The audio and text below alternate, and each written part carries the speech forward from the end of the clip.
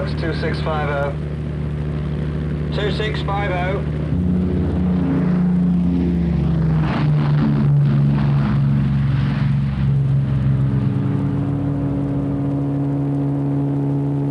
Wheels up. Wheels up and locked. Flap up. Flap up.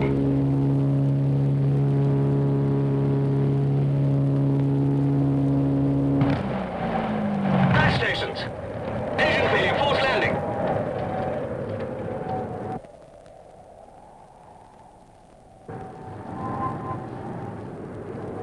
I said crash stations.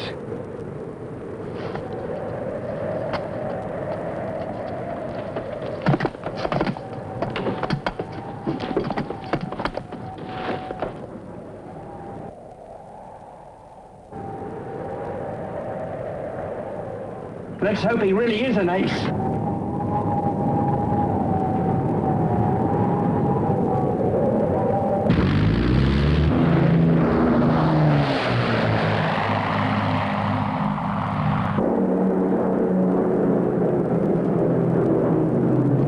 What the hell was all that about? Practice forced landing complete. Resume stations.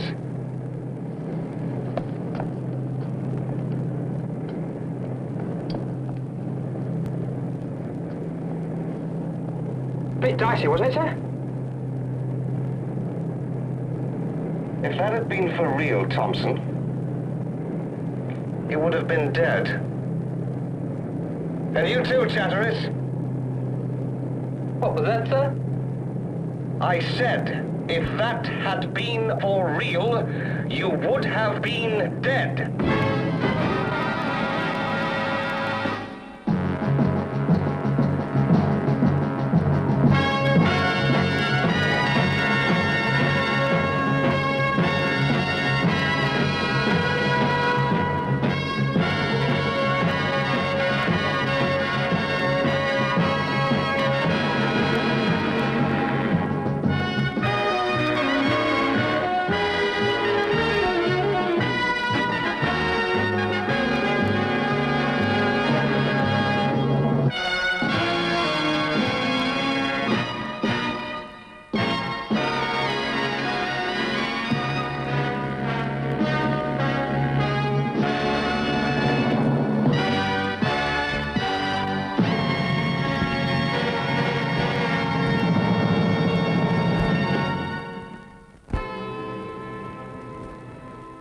I gave them a practice forced landing and scared them to death.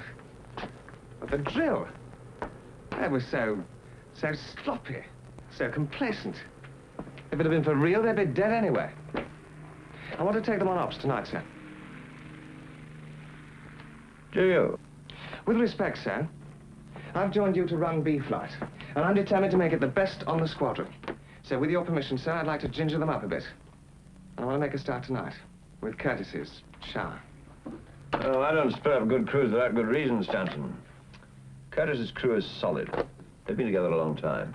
I'd say stolid. Oh, come on, sir. It was you who persuaded me to join the Pathfinders in the first place. I was one of the first to pick up a batch of these birds. You said you needed men like me. And you do. You haven't got more than you bargained for. You know, your conceit's disgusting, Stanton. I hope you can justify it. Remember this. Morale at Oakwood is pretty high. If you damage that, I'll have you posted. Well, I can see that Curtis's chaps are keen enough, sir, and I just want to freshen them up a bit. You're starting at the wrong end of the squadron. Curtis's crew is of the best. He's been a good deputy flight commander, and he was hoping to be squadron leader. I did drop rank to get back on up, sir. If Curtis had made wing commander at the age of 23, his crew wouldn't be the shambles it is now. I think you're underestimating him. But to prove my point, you can take them on ops tonight. Thank you, sir. Flight Lieutenant Curtis, please. Yes, sir. His crew are one trip behind him. I shan't pull the wool over his eyes, sir. I shall tell him the truth. Flight Lieutenant Curtis for you, sir. Send him in. Now, come on in, Curtis. Squadron Leader Stanton, Flight Lieutenant Curtis. How do you do? How do you do? Squadron Leader Stanton has just joined us for a third tour. We're very lucky to have him with us. Oh, it's nice to be here, sir. You know you did a flight test with your crew this morning, just to get back the feel of 4 engines. Yes, sir. Well, now I wanted to take your crew on tonight's operation. But they're on stand down, sir. Yes, I know that, Curtis, and I know you're a duty officer. But your crew are 1 trip behind you. Well, I don't mind doing the extra trip, sir. We have done 17 together. Well, they were pretty slack, I thought, this morning, Curtis. I just want to freshen them up a bit.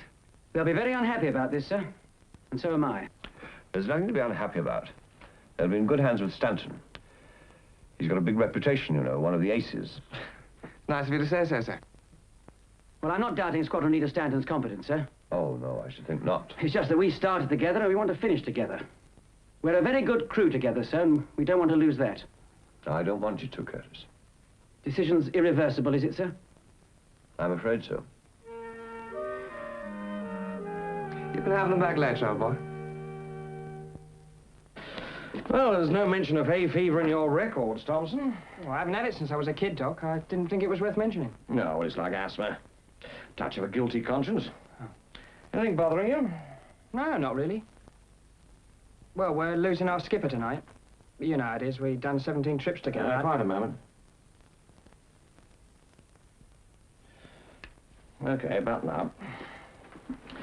How are the others taking it? Well, the same, Doc. Well, it seems pointless to break us up, even for 1 trip.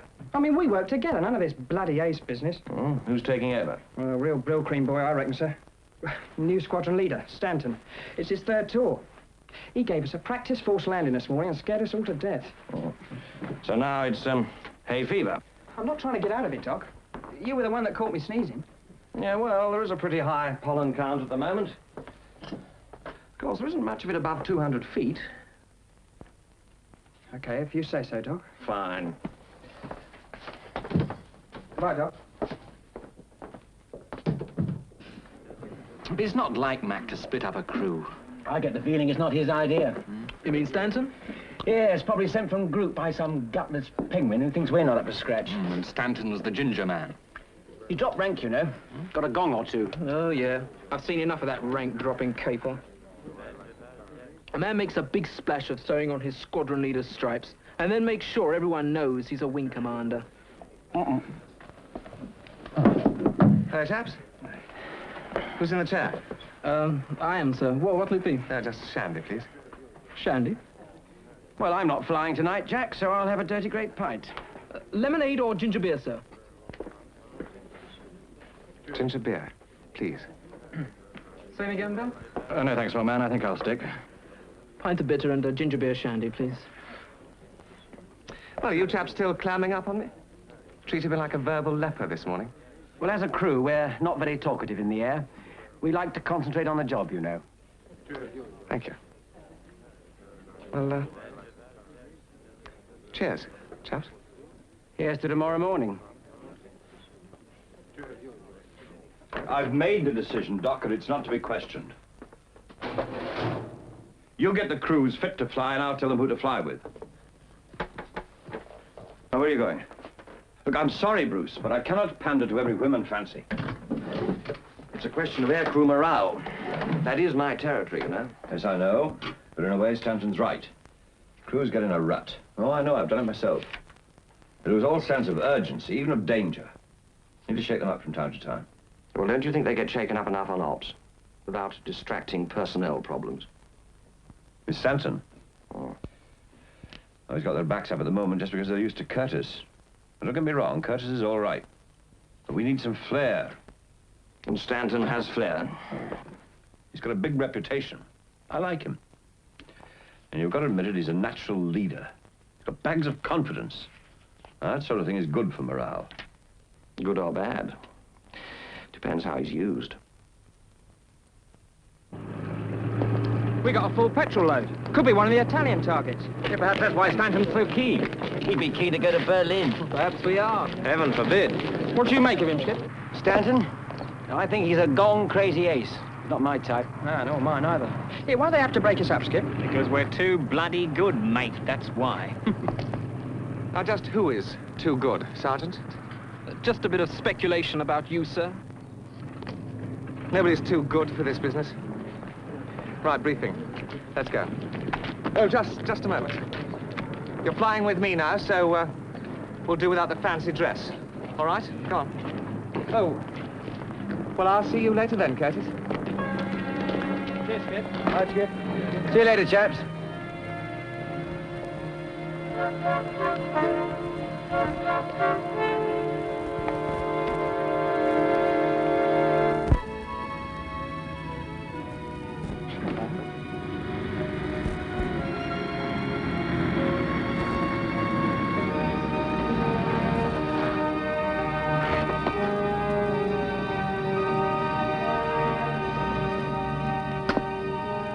For a man who's keen on going on ops, he's not too keen on getting in the kite, is he? Don't you believe it? Ground crew say he was nosing around in here all afternoon.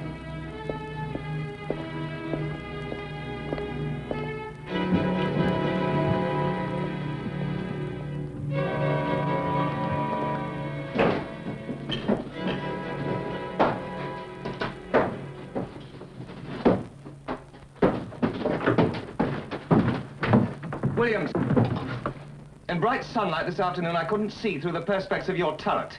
How do you expect to see fighters at night? Clean it. But I... Clean it! And stow that ladder. Bit upper. Sir! Those guns of yours are positively cocooned in oily rags. They're not meant to be preserved for posterity. They're meant to be used tonight. Do something about it. Yes, sir. You may need those, Bishop. Stow them away before they roll into the general litter at the bottom of this shambles you call an aeroplane.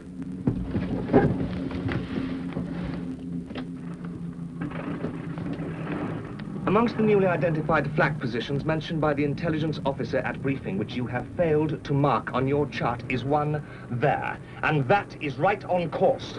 Yes, sir.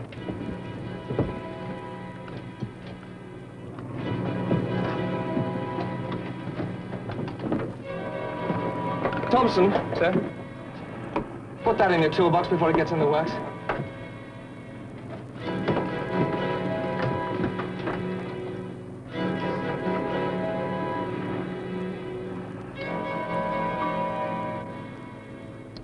Right. Before we start, Bomb Aimer, Yes, sir? take some of that stale chewing gum off the forward hatch or we'll all be stuck inside. And I don't have eyes that see round corners, but I did come out to this aeroplane this afternoon to see what sort of a shambles I was stuck with, and it is a shambles. So we'll have to compensate by an airmanship performance of absolute perfection from each of you. Right, pre-flight checks, get to your stations.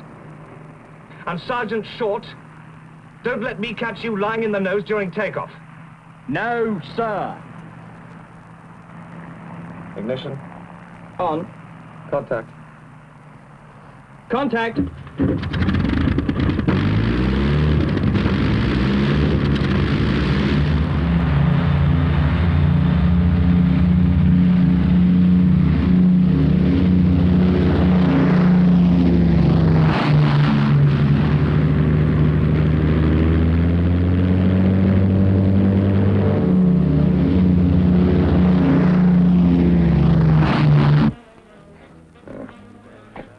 CO's pouring Scotch oil on Peter's troubled water. He's hopping mad over Stanton. Got a right chip on your shoulder about fellows like Stanton, haven't you? You're making a personal issue of this, sir, when it's not. Well, I think I'll, I think it's your round. If you don't mind, sir, I am duty officer. Ah, you're perfectly available here. Come on, put 'em up. See little enough of you in the mess as it is. Well, I prefer to drink with the crew, mostly. And you spend a lot of time with them, don't you? That's not wrong, surely. In moderation. Cheers. Cheers. But too much. I think you tend to lose their respect.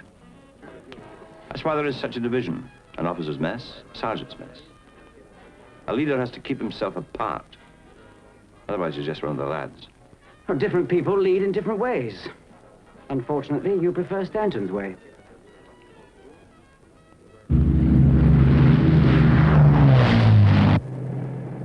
Course check, navigator. Steer 164. All right, engineer, let's have George. Automatic pilot engaged, Skipper. Enemy coast ahead. Crossing in 4 minutes. What the hell is that supposed to mean, Navigator? I just thought you might like to actually fly the aircraft yourself. I mean, well, the coastal flag and all that. You said 4 minutes. Can't be too careful. I'll fly this aircraft when it really has to be flown. All right, I have manual control.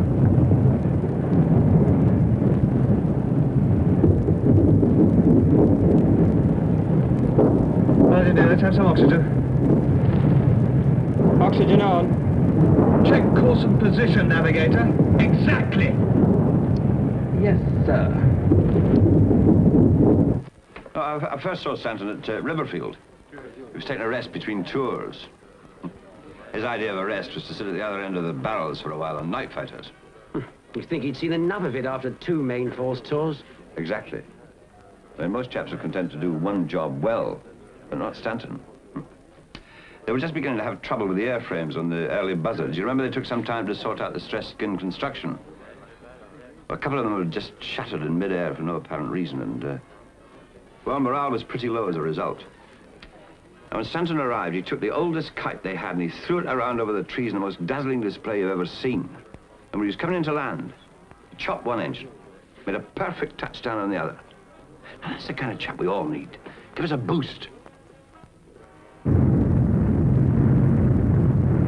Fire on the starboard beam! 1,000 yards closing! 8, 6, 4, course to starboard! Go, go, go, go, go!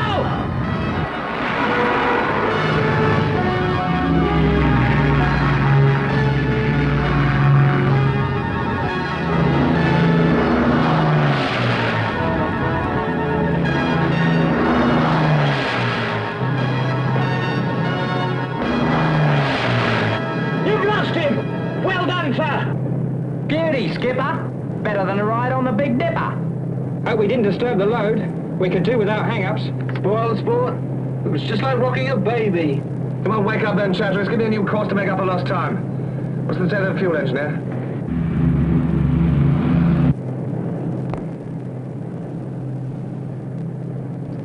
Five minutes to ETA, Skipper.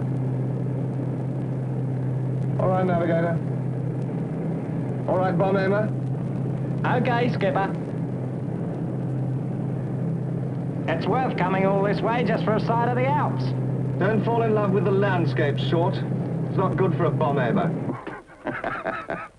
Yeah, I wouldn't mind betting your crew has been put through their paces tonight, Custis. Are you suggesting they wouldn't be under my command, sir? If I was, you wouldn't be on this squadron, lad. Flying heavy bombers is the aerial version of trench warfare. And the real inspiration comes when a chap jumps up and leads his men over the top. I suppose that's why I appreciate men like Stanton.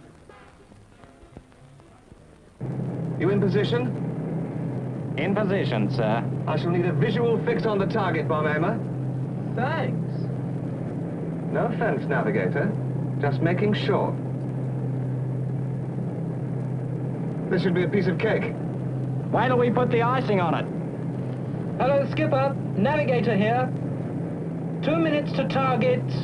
Now. Target sighted. Illuminators are down. I can see the dockyard from here, Skipper. Right, now let's get it right the next time. You are 90 seconds ahead of ETA, Navigator, and that's not good enough. Spot on, Skipper. Running up now, bomb aimer. Hold it on that, Skipper. Steady. Steady. Right. Steady. Flare's gone. Bomb's gone. Steady as we go. Camera turned over. You sure the camera and the flash went off all right, bomb aimer? I think so, Skipper.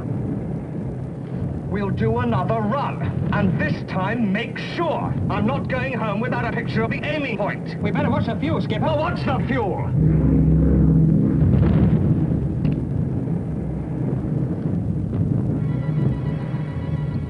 Something's burning, Skip. We'll have a look.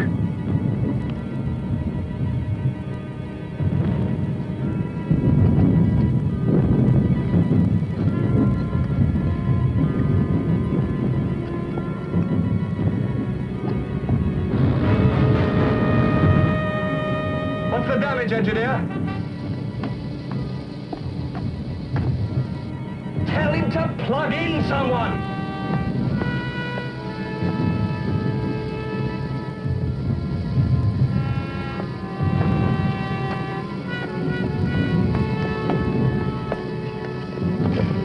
Hello, Skip? Where's this fire then? I can't see a fire. We're being smoked out here. Well, can anyone see this bloody fire? I can't see a ruddy thing. You know, there's one thing they tell you for situations like this, that's never try to blow a fire out. But this seems like a very good moment to have a go. Now, hang on.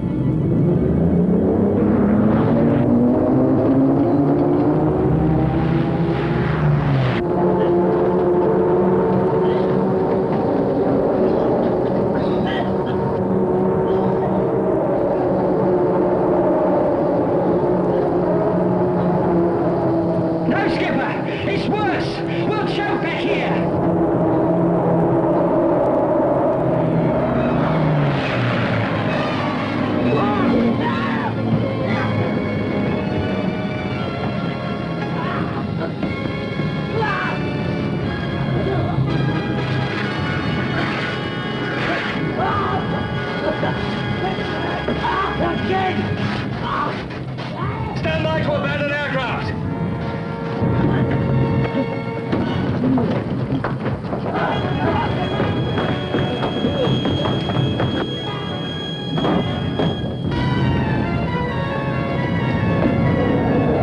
She's steady now! Jump! Jump!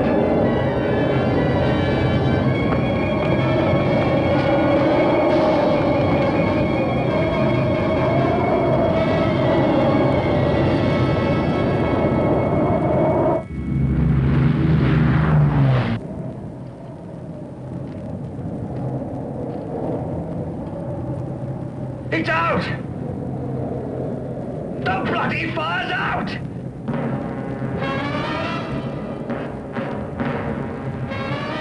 And I've bailed the crew out. For nothing.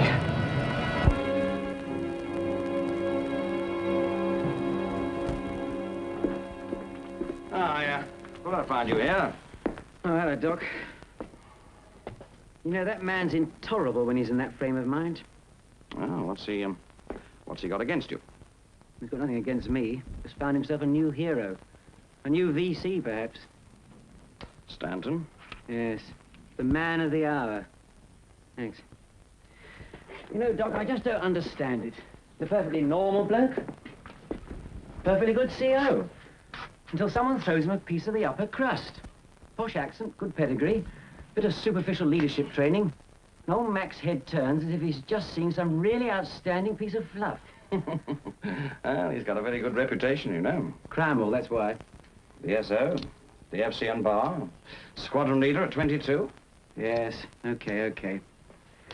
That's no reason for the laird to start treating his other men like second-class citizens.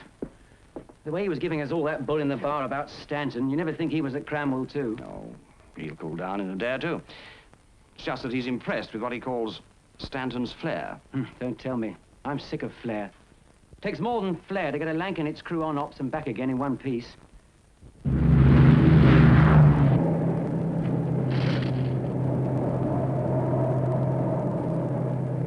I'm alone.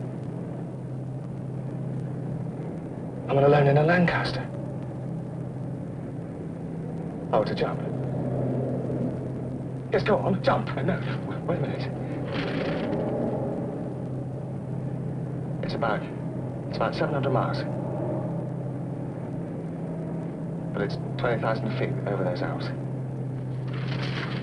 In a flying wind tunnel. And it's below freezing. Yes. I must jump. Yes, go on, jump. No, hang on. Miss Thompson.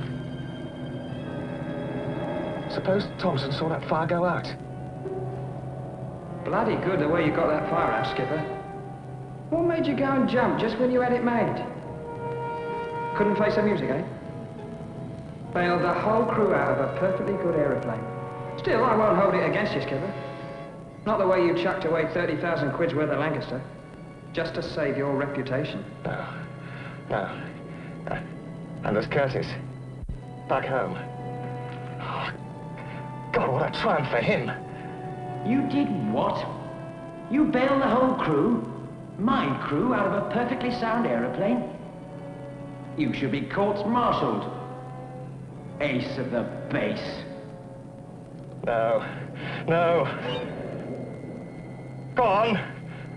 Jump, man. Jump!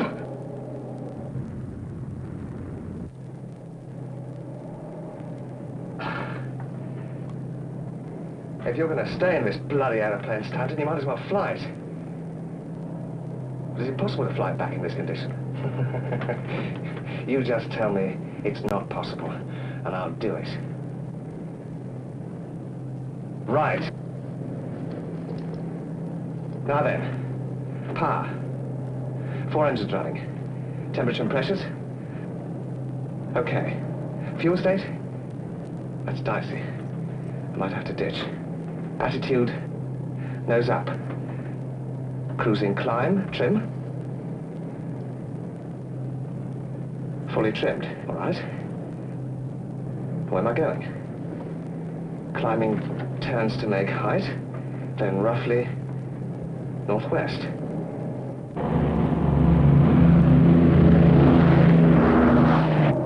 Automatic pilot. Now listen, George. You just hold her in a steady climb while I get rid of some of that excess weight and close the turret door.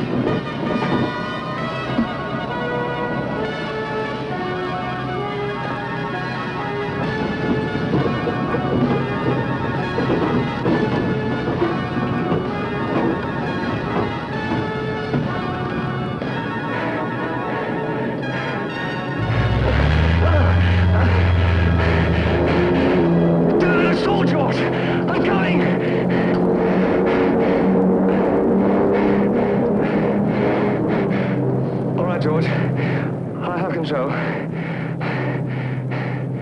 11-5. There's plenty of air in here, but I need some oxygen.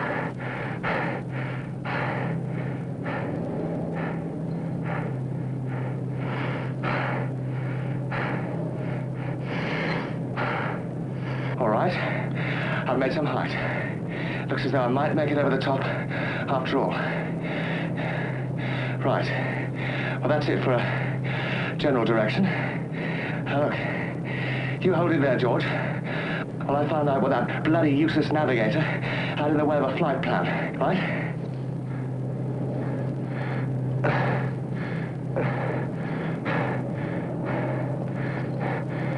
God, what a shambles. No, I mustn't lose that old boy. Fastest way to seventh heaven.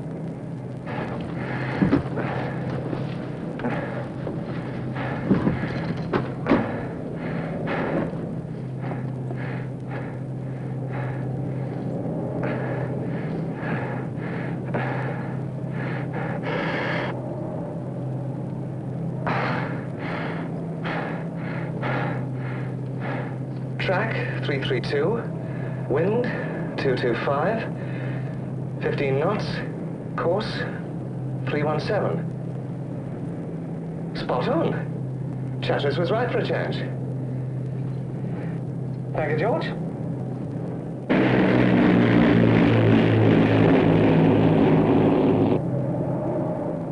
Now then, hold her steady on 317, George. I've got to lose a bit more weight. That fuel state's going to be critical.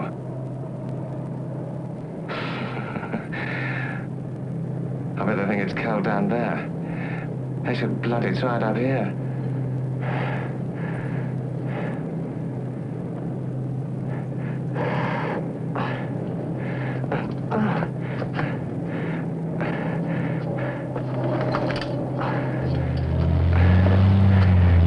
Keep it steady, George.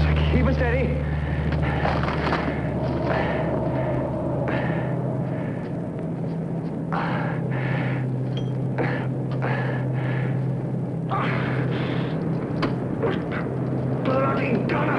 Everything's already except the release mechanism. All right, stay there. Come on, Stanton. You're slowing up. Must be the altitude.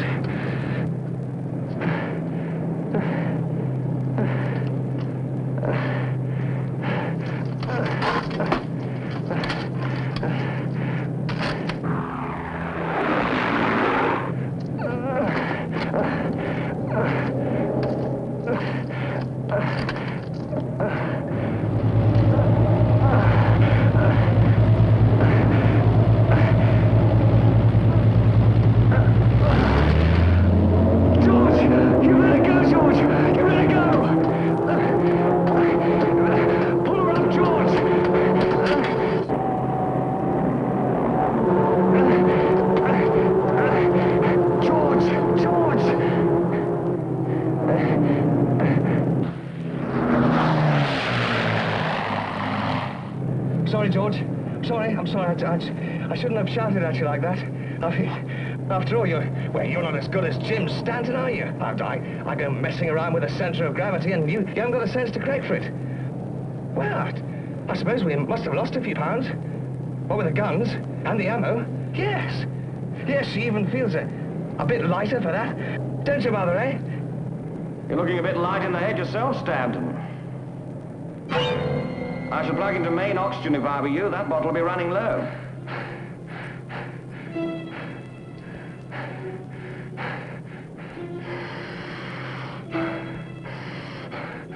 Thanks, Doc. Thanks a lot. Well, I just thought I'd let you know what's happening to you medically. You see, your metabolic rate is being attacked from two sides. First, the very low temperature. I mean, it's well below freezing in here.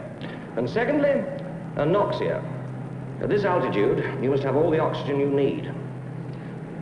Now, both these factors contribute to a very dangerous fantasy state. I know you're an ace, Stanton, but don't overestimate the extent to which you can control this aircraft. You'll be subject to delusions of competence and crises of confidence. Oh, don't worry about me, Doc. Well, I'm really enjoying this. They'll give me another go when I get back. Amazing feat of aviation skill, fearless courage, devotion to duty, fighting not only against the enemy, but against the very elements themselves. Very good. Well, I've only got just two more words of advice for you. Keep moving. That's to remove, stop any chance of muscular atrophy. But don't overexert yourself. That's to prevent a anoxic deterioration of the brain. Oh, and by the way, as I came in, I noticed you left the back door open. I'd shut it if I were you. There's quite a draft. Oh, thanks, Doc. Thanks a lot. Hey, Doc. Doc?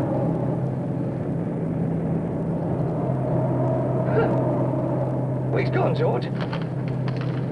See, it just goes to show you, doesn't it? It really sorts out the men from the boys, this kind of flying. There's not many that would stick it out and see it through, but Jim Stanton's one of them. Okay then, George. Over 20,000 feet. Cruising speed. Straight and level. Course still 317. Fine, George. Now look. You hold her there while I go and close that rear door. Yeah. Not a bad idea, the Doc.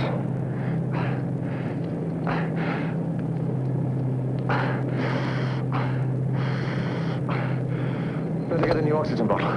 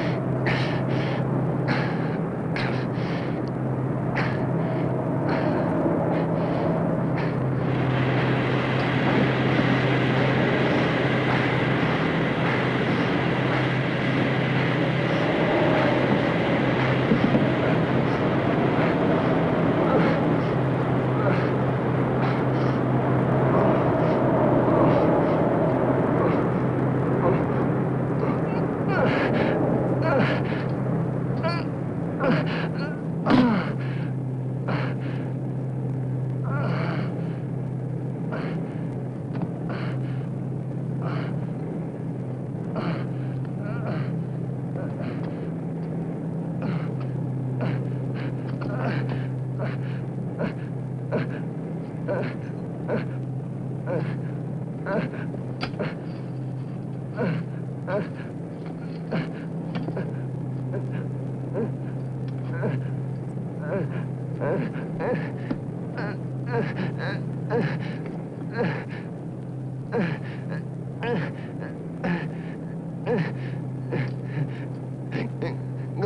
it's hot. No, it's cold.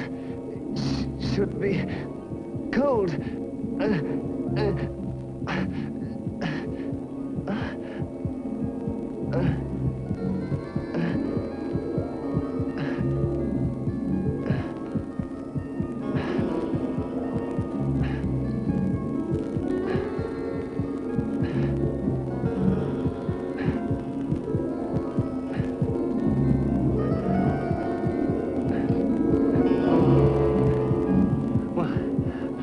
What is this?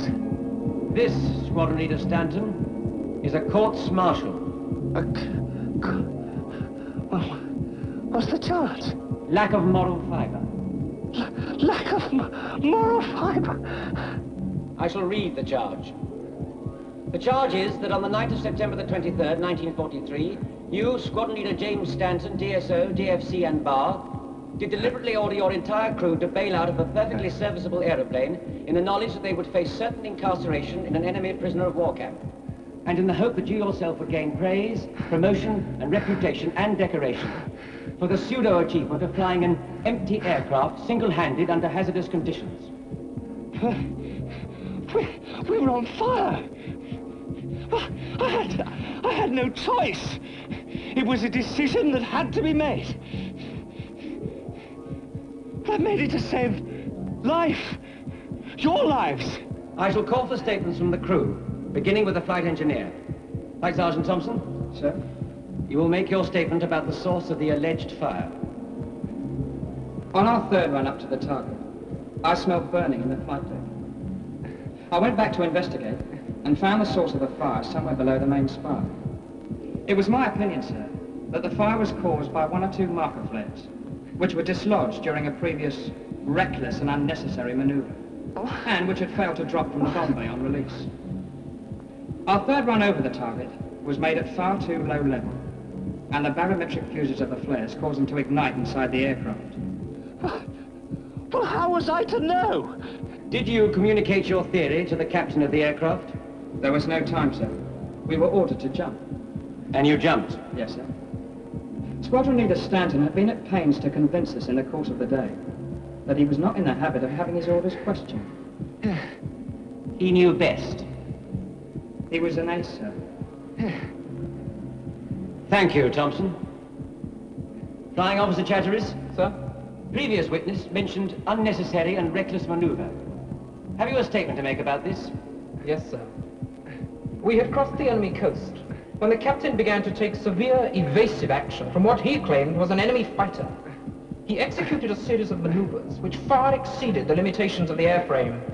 I gained the impression that the primary purpose of this was to demonstrate to his crew his aviation prowess. What about the fighter? It was never sighted. What? Gunners, did you observe any enemy aircraft? No, sir. They're lying, Curtis. Sir, they're lying. Well, they know perfectly well there was a night fighter. You, Chatteris, you were impressed with the maneuvers. You said it was like rocking a baby. I did warn him about the danger of hang-up, sir. This is a farce, sir. They're just getting at me because I'm good. Because I came into their cozy little crew. Into your cozy little crew, Curtis. Curtis! Curtis, take off that fancy dress and get the hell out of here! All of you! All of you, get out! Abandon aircraft! Jump! What the hell was that?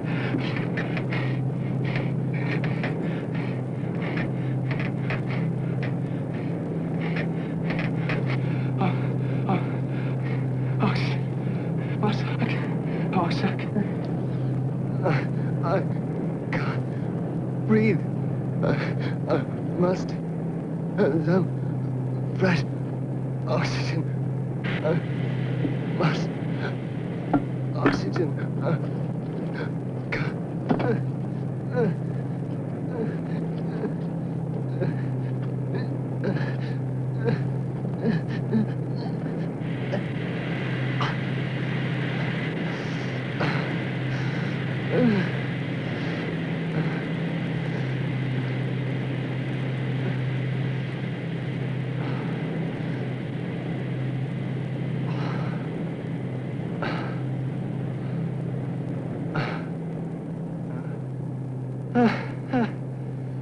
Seventh heaven. Hey, Doc. That was hell. And Santelmo saved me. Santelmo's fire. Good old Santelmo. Good old gremlins. According to the book, the corona discharge originating from an aircraft may result in a lightning discharge which may temporarily blind the pilot. Yes. Yes. Right. Okay, St. Elmo. You're on. As a patron saint to Jim Stanton. I could do with a bit of help up here. Right. Right, George. Down we go.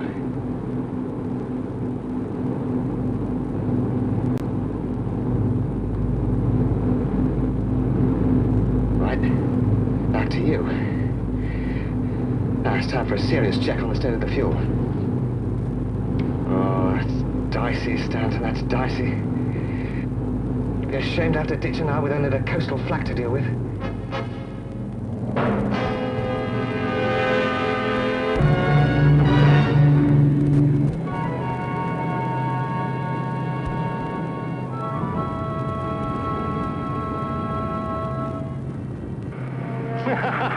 Enemy coast behind me, and the flagmen all gone home. How about that Jim Stanton then? Flew a laid-back, single-handed from Genoa. Okay, George, I have her.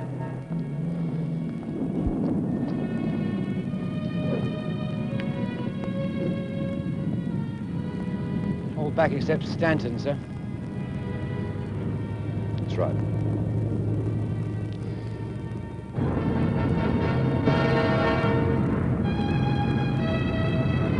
Don't you run out on me now.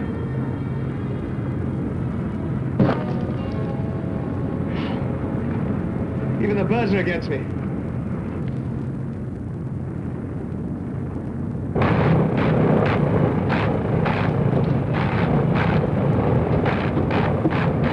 Out of fuel. Or a bird in the carburetor intake. If it's a bird, it'll save fuel. If it's fuel, I'm in trouble. Back on course.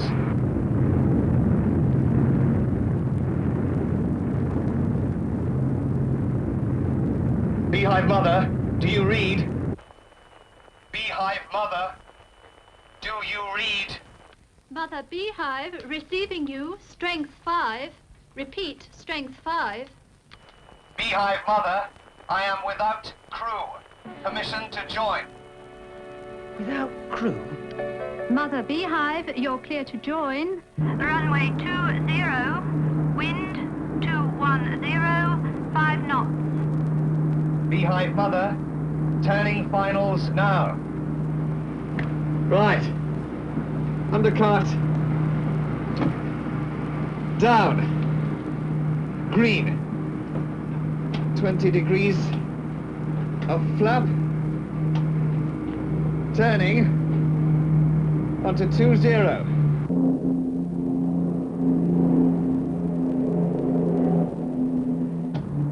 Full flap. All I need now is a carburetor full of petrol. 120 knots. 115, 120. Oh, that's right. Keep her up. 120, 115, 110, 110.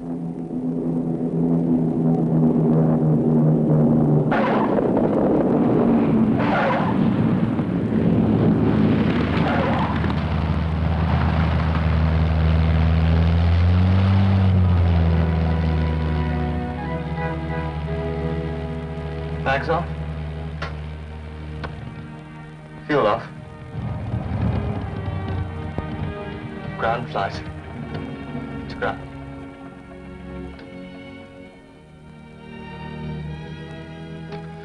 Bloody good show, Jim Stanton. Bloody good show.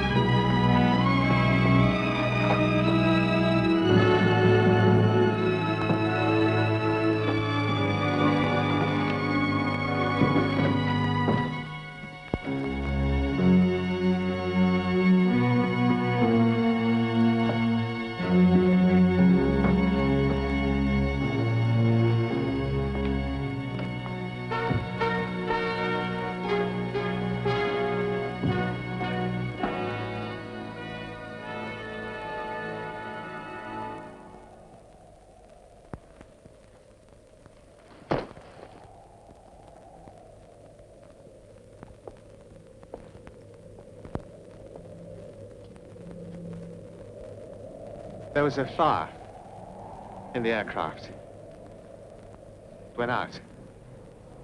I got them away safely, Peter.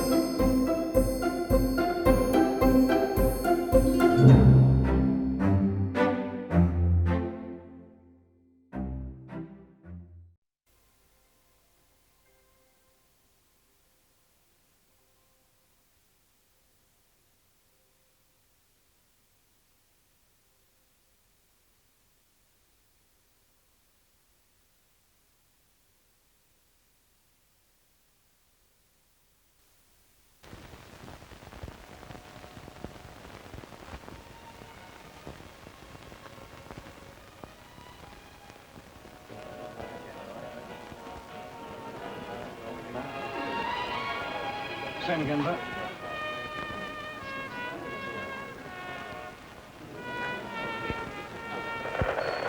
Germany calling, Germany calling. Calling from Hamburg to tell the British people of last night's pitiable performance by Bomber Command.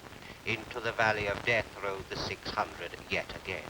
So what need has the Luftwaffe even to commit itself to battle when Harris the Butcher so wantonly hurls his precious crews to destruction against the very elements themselves. Too near the knuckle, Haw-Haw, too damn near the knuckle. To waste its strength when the RAF itself sent over 600 bombers into the cloud and fog of the North Sea last night.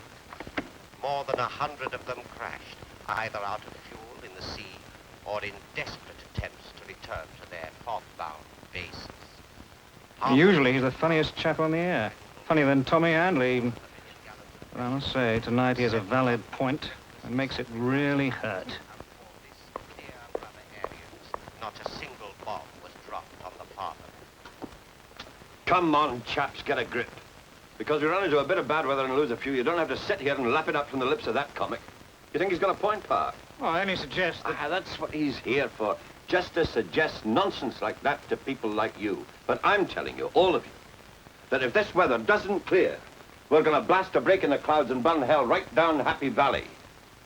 So get out of here and enjoy yourselves. Because ops are going to be on whatever the weather. And don't ever let me hear that idiot's voice in this mess again. Now, good night, gentlemen. Ladies. And I mean good night.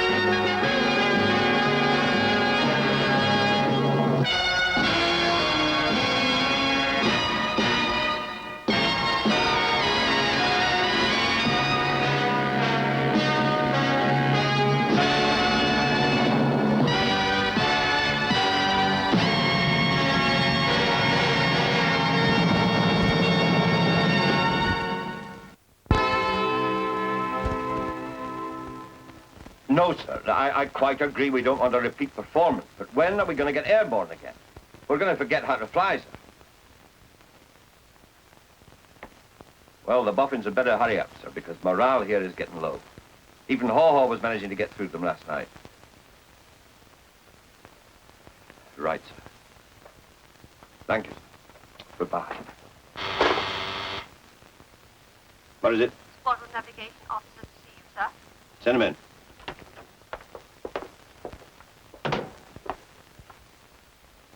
Had any good wireless programs this morning?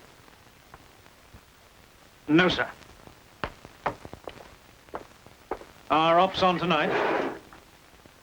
No, they're not. I don't mind strips being torn up in public, sir, provided there's some point to it. The point, Pa, is the morale of this squadron. Now, surely the real point, sir, is we couldn't see the target even if we were anywhere near it. I can't help the bloody weather. Now, the weather's pretty much the same every year, sir. For 5 months, the major industrial targets in North Germany are covered by cloud and their own smoke haze. And the boys know that. And they know that we lose as many planes to the weather as we do to the Luftwaffe. Haw-Haw is right. And I maintain that it does more harm to morale to deny it than to accept it and persuade them that something's being done about it. Like what? We're stuck with cloud. Either we go under it and get shot to blazes, or find some way of seeing through it. What about the boffins? Promised the Earth in the way of navigation aids when we started. So far, anything they've come up with, the Huns have been on to almost immediately. Well, now we're back where we started. Unless some bright spark can come up with some method of seeing through cloud.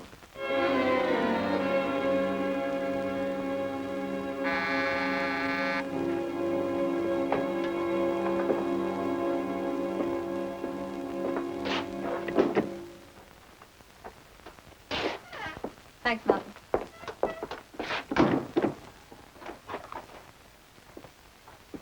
What you got there, Evelyn? Well, I prepared a graph of the same back to the 1938 for the purpose of comparison. All the barometric readings taken at 20,000 feet. That's what the pilot said. What they say and what they do is two different things. Still, there seems to be a continuing pattern. No variation factors at all. Well, there's a marked increase in chemical density. Krupp and Co. going full blast at the Kraut war effort. So it's the same basic story. About 5 months of the year when our pilots can't even see their targets. With the kind of pilot error we have to cope with, I don't suppose it makes much difference. What we need is to be able to see the weather coming without having to rely on the RAF. And with this, we're starting to get somewhere near it. Oh, come off, Malcolm. Stop fooling yourself. The weather will have to wait. There's a war on. Oh, there's a war on. So the doctor says to his patient, I'm most awfully sorry, old chap. I can't operate now to remove that growth. There's a war on. And the priest has a private word with Almighty God. A.G., I know that yesterday I was asking for peace on earth and goodwill toward men. But today I have a different request. That our young men shall have courage to face their adversaries. They shall have skill in the use of their weapons. And that those set in authority over them shall inspire and lead them to a swift and just victory over our enemies. I'm very sorry, you see, A.G., but there's a war on. It's a fact. Facetious phrases only fog the issue. You've got a wife and family to protect. Oh, aye. Oh, I'm sorry, my dear, but we'll have to give up this business of bringing up kids. You see, there's a war on, so if you don't mind suspending your pregnancy for a year or two... Shut up. You fool. You're not helping yourself, or me. That's a disgusting analogy anyway. Is it? This was your husband's baby as well as mine. In 8 years, we took meteorology out of the hands of magicians and witch doctors and put it into the hands of scientists. And now I'm left holding the baby because Stephen was killed. Because there's a bloody war on. I'm sorry. Look, Malcolm, you were born in Glasgow. Well, think back a bit to Jimmy McGregor or whoever across the street. 11 kids in a rabbit hutch, with him as stoker on board a rusty old hulk on the Atlantic, sweating his guts out to bring home a load of Californian oranges. Which his kids won't get a look at anyways. Out of the dark, from under the sea, a couple of torpedoes. Sneaky, dirty stabs in the back from a submarine. And that's a fact, too, so don't you accuse me of female emoting.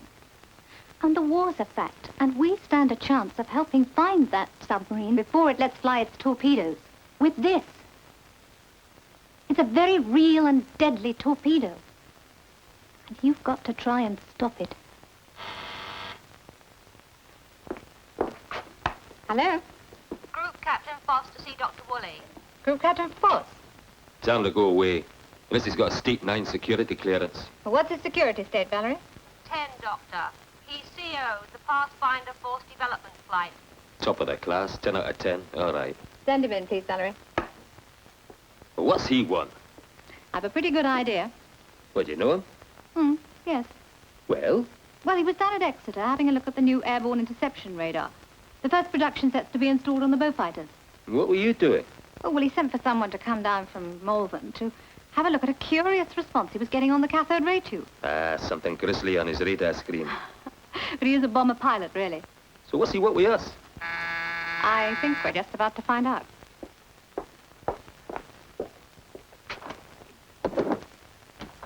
Oh, come in, Group Captain. Dr. Roberts. And, Dr. Woolley. Yes. Oh, don't mind his manners, he just doesn't have any. What do you want, Force?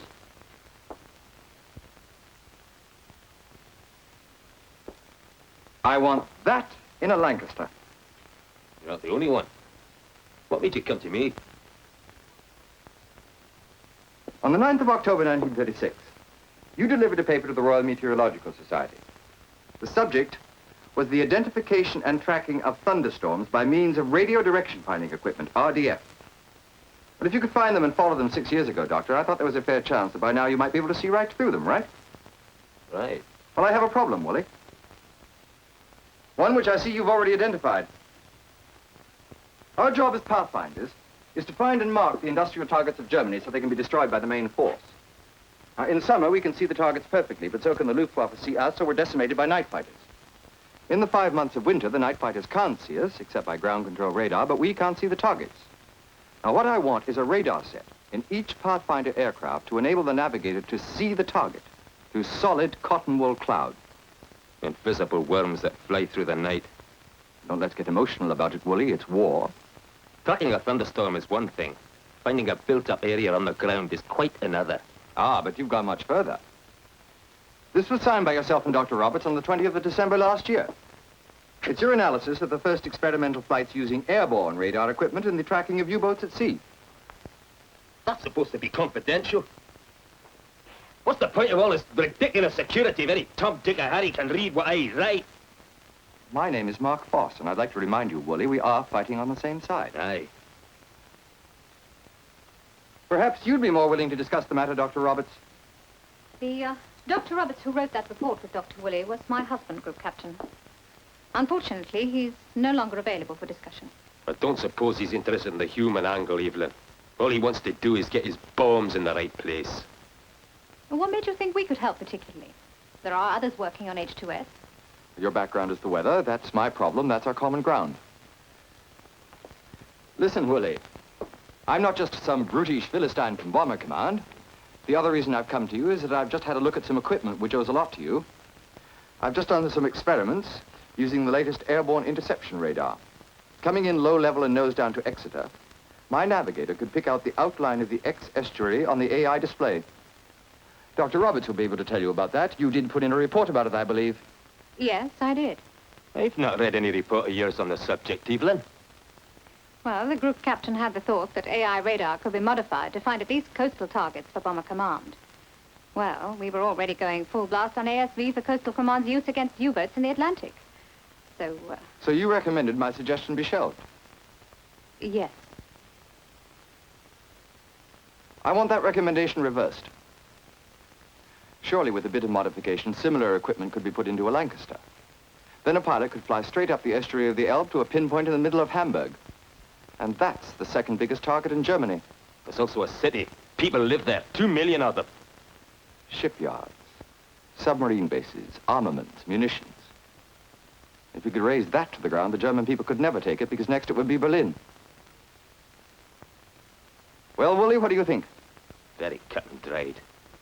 Can you do it? I used to be a scientist, Foss. Now I'm just a cog in a war machine. I do what I'm told. I'll find someone to tell you.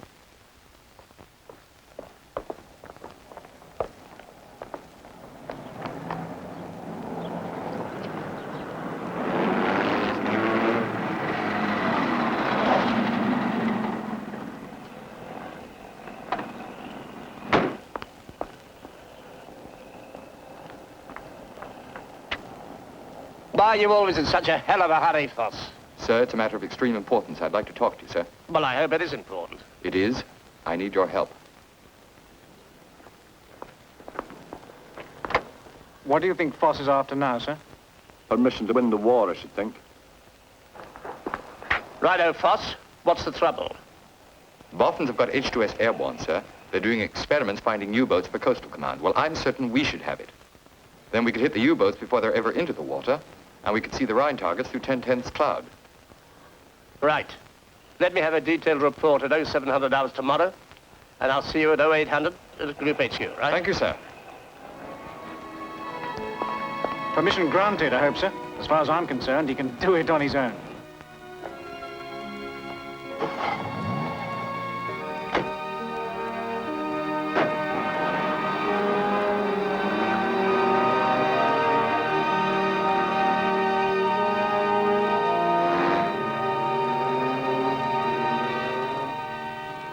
Very interesting, Foss.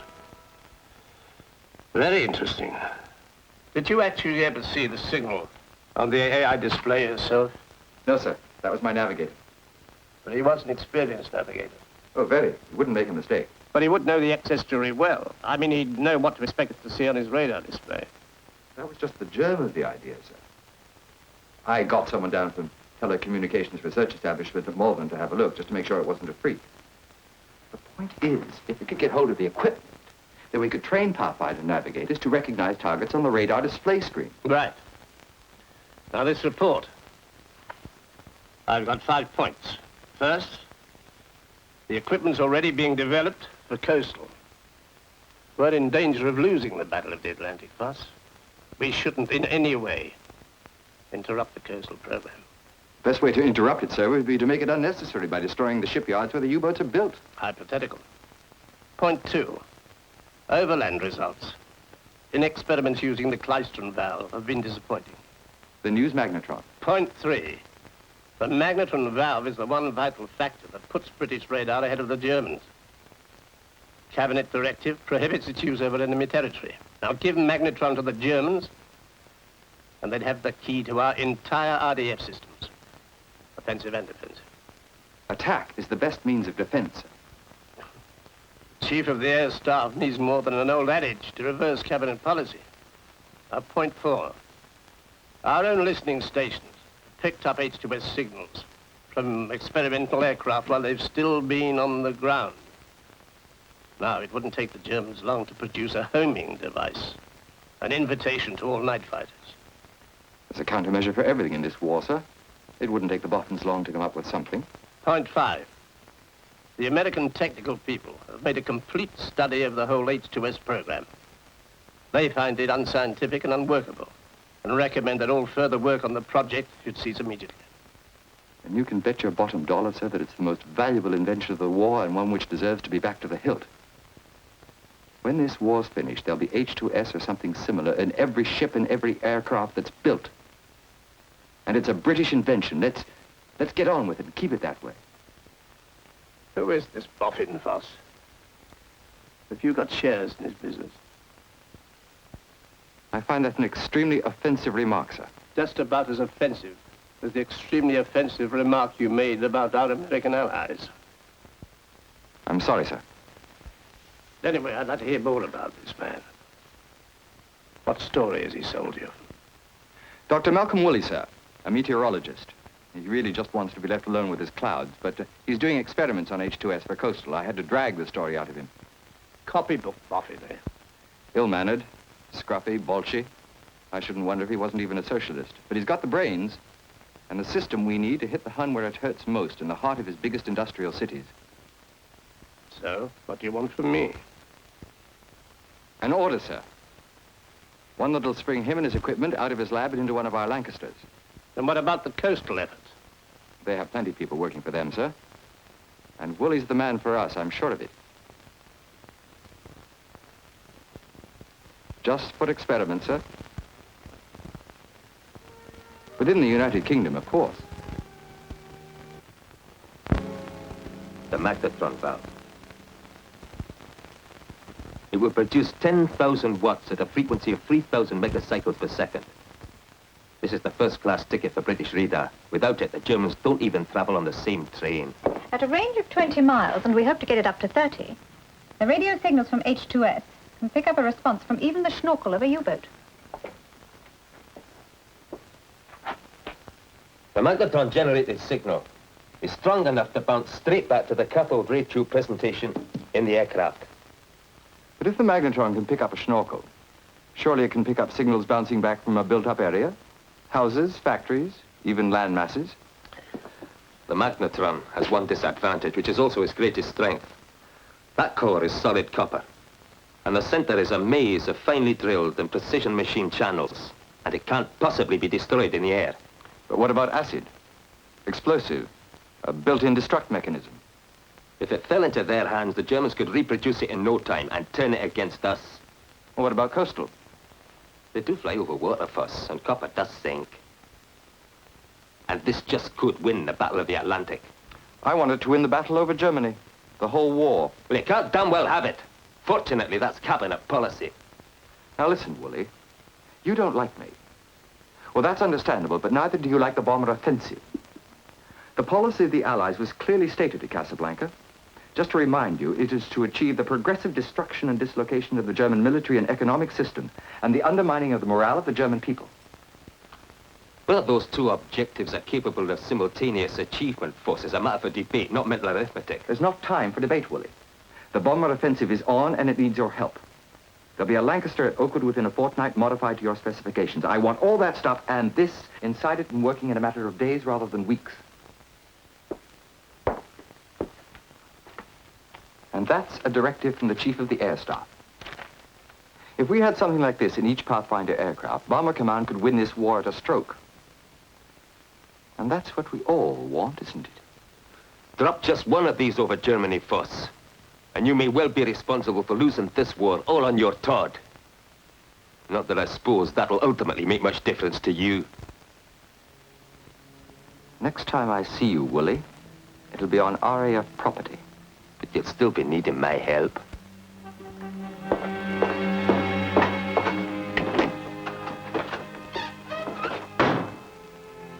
Well, How'd you fancy living with that? I think we're going to have to get used to it. What? We're moving, lock, stock, and barrel, to RAF Oakwood.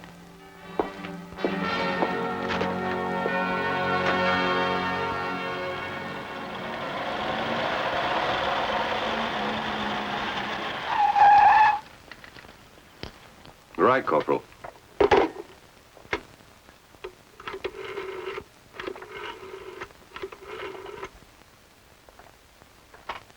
Sir, McPherson here. There's a couple of your boffins at the gate of the development flight waiting to be let in. Now, the corporal says they're rather displeased, sir. Listen, laddie, we're only the bloody scientists. Where the hell's Force?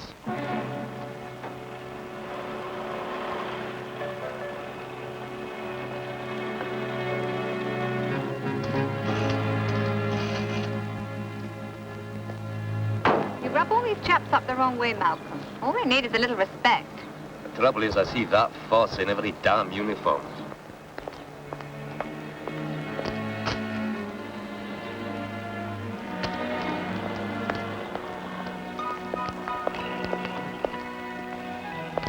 Welcome to Pathfinder's development flight, Dr. Roberts. Yeah? Some flaming welcome, treated like spies. Can't be too careful. Right. I thought you could spend the rest of the afternoon sorting out your gear, and then tomorrow we can start fitting it into the aeroplane. Talking of which, where is it? I'm off to Avro's to collect it later. Ah, Sergeant. Sergeant Williams will show you around the workshops and help you find any of your gear that might have got mislaid. Then he'll take you around to the mess where you'll find your personal accommodation. Thank you. Is there a bar? Yes? That's where I'll be. Right. See you later, then. Right.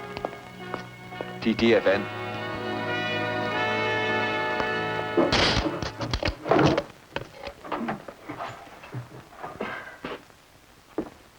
H2S, Home Sweet Home. What a hideously ironic nickname that is. Pictures of happy families peacefully sleeping and then, quite suddenly, blasted into the fires of an aerial bombardment. Now, don't you start getting sentimental, Evelyn. There's only room for one guilty conscience on this job, and I got there first. What do you make of Force, Evelyn? Well, a bit more than you, I think. Aye, it's more your class, you'd understand each other. Oh, come off it now. No, I mean it. I can't see it for prejudice. You tell me, I want to know. Well, he's a born winner. Like you, in a different way. Just what is he winning? Oh, this war, for a start. He's the kind that will win it. Oh, with the help of your kind, of course. And he knows that, just as he knows the bombing business. After all, he's a household hero, and he's certainly earned his reputation. He's a successful man. I don't trust successful men. All successful men do. Anyway, he wanted you, and he's got you. And he knows you'll do a good job because you can't help it, despite the fact that you hate the sight of him and his job. Oh, I think he's got your measure, Malcolm. Enough to make good use of you, anyway. What about you, Evelyn? What about me? I sense a fine-tuning of your emotional RDF. He's got some kind of hook into you, love, hasn't he? He has a certain amount of my respect. Well, I certainly respect him as a pilot, sir. You've put in quite a lot of hours together. Yes, I did my first main force tour with him on Wellingtons and then my first Pathfinder tour. Did you enjoy it? Well, enjoy is hardly the word, sir. Flying with Force is like flying with a permanent automatic pilot. He's an efficient piece of machinery. He never makes a mistake. He's a superb technician. You got on all right together? I respected his flying, and I think he respected my navigation. I did that all right. He wants you to join him again. He says you're an instinctive navigator, the best he's ever had. In this new development flight, sir? Yes, it means that you'd have to come off ops during the middle of the tour. Now, how do you feel about that? Well, naturally, I'd rather finish with my crew. He's developing a new radar device that he's convinced is going to revolutionize air navigation. He wants you to be in on it. Have you heard about it? No, all I know is we need something. Well, the boffins are fitting it into a modified Lanc. They're already here. Foss is bringing the Lanc in tonight. And when do you want me to start? Tomorrow. Tomorrow, sir? Might as well make a clean break. Well, you don't waste much time. There's no time to waste, Pa. Right, you're here because you're the best navigator in the business. Thanks. But now you're at the bottom of the new league. A new form of navigation by radar. Oh, we certainly need it, sir. Well, it's pretty rudimentary at the moment. What we've got to do is prove that it can work. Will we be able to blind bomb with it, sir? Through 10/10 cloud, and its range is limited only to the range of the aircraft. It's called H2S, and what it'll do basically is present you with a map of the ground underneath you to a range of about 20 miles. Sounds a piece of cake. It's not as easy as that. That's why I need you. The image on the screen is pretty fuzzy at the moment. It's going to take someone who knows where he is from experience and knows exactly what every target looks like on the ground. What you've got to do is learn what every target looks like on that, and then explain it to every navigator in Pathfinders. You mean a geographical picture? More or less. Lakes and rivers will show up best, then the shape of a built-up area. So it'll be best for coastal targets like Hamburg. Your chaps are off to Hamburg tonight, eh? Mm. Well, you're coming with me to Avro's to collect the modified Lanc. And, we better get out of here before the Boffins get back. They're a little oversensitive about all this.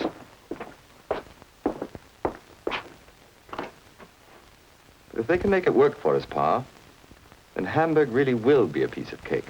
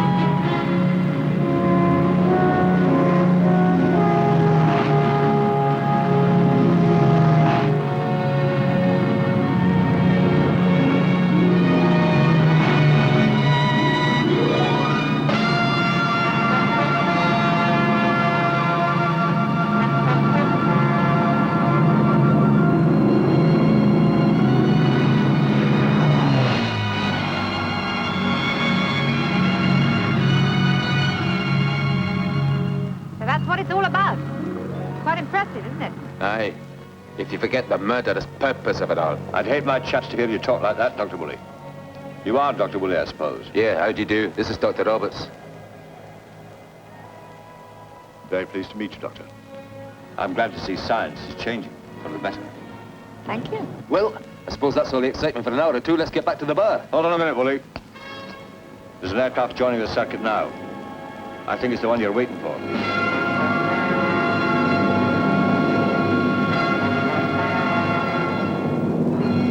You've got to make this thing work, Doctor. We're depending on you to make it work. For the sake of all the boys who've just taken off for Hamburg. For all our sakes.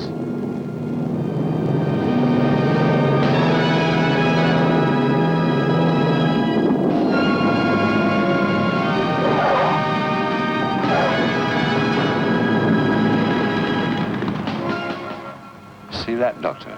As soft as a mouse's instinct. Force is that good, is he, Wing Commander? I'm afraid he is.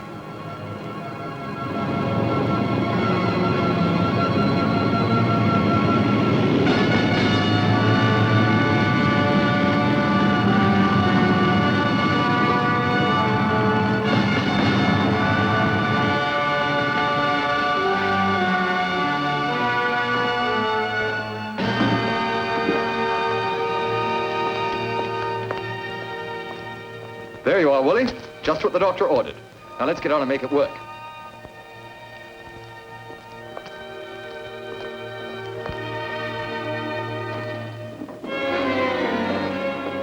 All the noise, lads. We can't hear ourselves. Think up here. Steady, Frank, steady. That's worth more than a basket of fresh eggs. Got it. Right. Right, lads. Here's the baby. Now wire it up to the red circuit. Careful, Frank, careful. Is Dr. Woolley in there? For God's sake, tell him to go away, love, will you? And no more interruptions, please. Right, lads. Just a little beauty.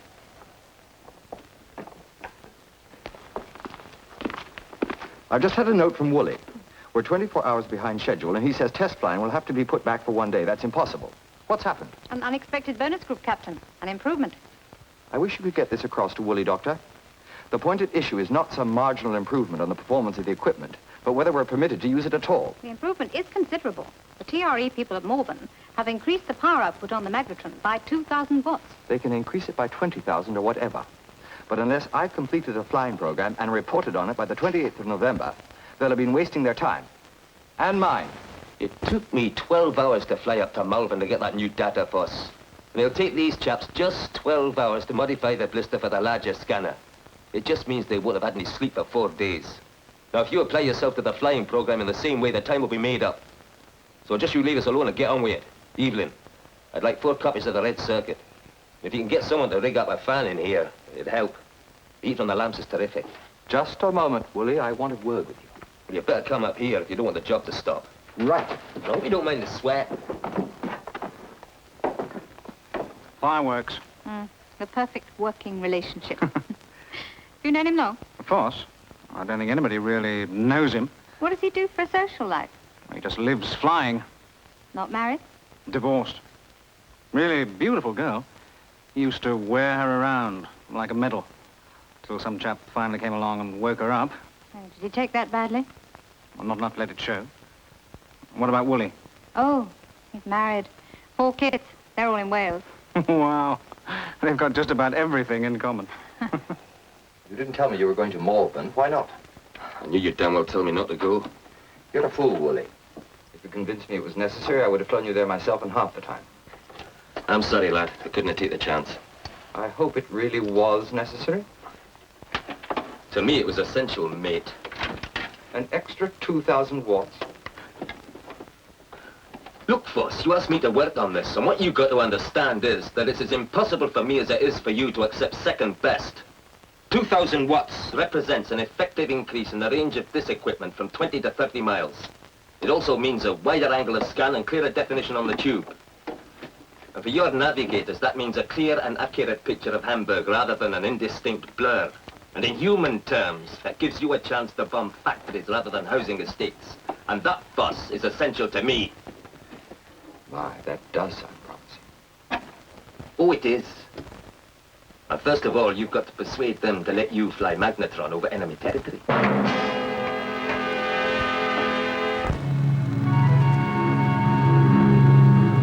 All right, Captain to crew. The intended purpose of your flying to the Shetlands for this last flight of H2S trials is for us to be able to navigate by H2S all down the east coast and bomb the range of Recovered in Kent. We are not going to do that. We are going to make a deliberate navigational error. We're going to place red on blue and fly the exact reciprocal, which will take us not to Kent, but to Iceland and the port of Reykjavik. Skipper, there is one point. When I'm finished, Pa, we've done the East Coast trip twice, and once more isn't going to add weight to our argument. But if we can come back with photographs, comparing H2S contacts with actual photo flashes of the dockyards at Reykjavik, would be a powerful demonstration of what we could do to Hamburg. Good navigation tonight, despite the basic error, could change the whole pattern of bomber offensive. Sir. All right, Pa, what is it?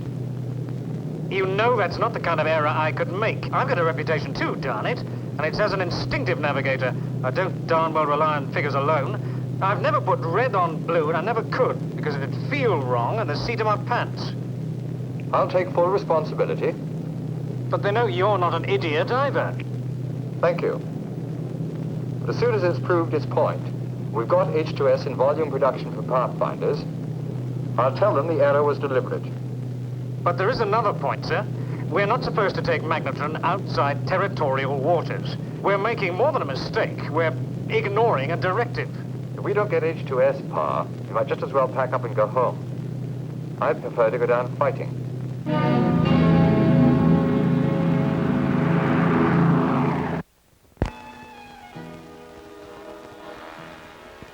You know, I don't trust that boss. There's a touch of the fanatic about him. He'd probably say the same about you. He wouldn't. His ego wouldn't allow it. Even if he did, he'd be wrong. Oh, you used to be Malcolm, you and Stephen. You used to be a standing joke at Cambridge. Whoever thought anyone could be fanatical about the weather? Aye. You were exploring then.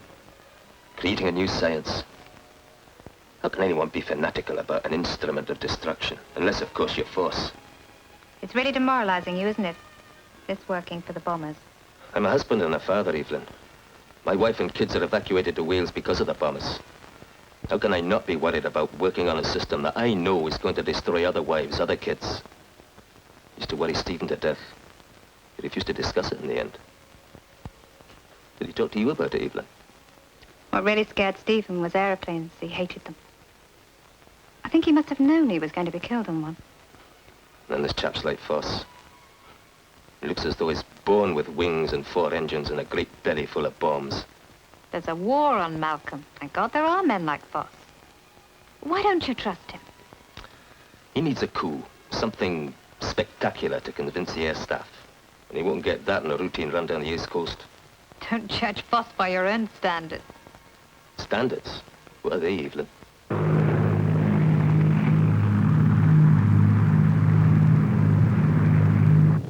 Approaching target on 349. Height 18,000, speed 182. There's thick cloud at about 10, navigator, so we won't get a photo flash, but make sure we get a good picture of the screen. I want one good shot of the coastline at 30 miles, and one of the aiming point at moment of dummy release. New course, Skipper. 347. I have Reykjavik very clear. Range 30 miles. Nice picture.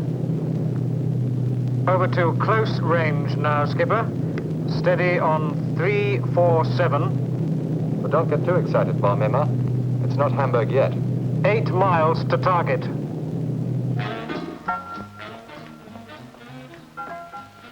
He should be about to bomb recover any moment. Aye, if Foss is going according to the book.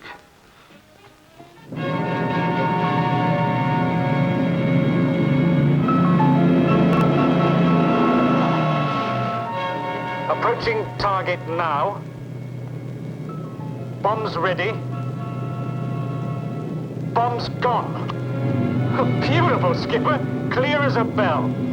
It'll do justice to the Ordnance Survey. All I want is some justice from the air staff. You're an impossible, arrogant, unscrupulous fool, Foss. I may be all of those things, Wooly, but I've got my evidence. They won't be able to deny that. But don't you see, all you've done is underline the coastal command point. The sharpest definition is between sea and some highly reflective material like metal floating in the sea. There is, and this is what they're going to argue, a confused response from a land mass which becomes even more confused in a built-up area. What the hell do you think that's going to mean to half the Pathfinder navigators? Oh, they can be trained. You happened to pick an ace navigator who knew what he was looking for. Half your chaps haven't even seen Hamburg because all they get is a barrage of flattened flares. You're out of your field now, Wooly. You give me the weapon, I'll know just how to use it. You mean I'm dispensable now? If you choose. We can get on quite well without you. It's a question of mass production now, and I don't suppose that's much in your field. What you don't realize, Foss, is what you've got there can do a hell of a lot of damage. That's exactly what I want. Indiscriminate damage. Any damage will be worthwhile. You're not really interested in precision bombing, are you?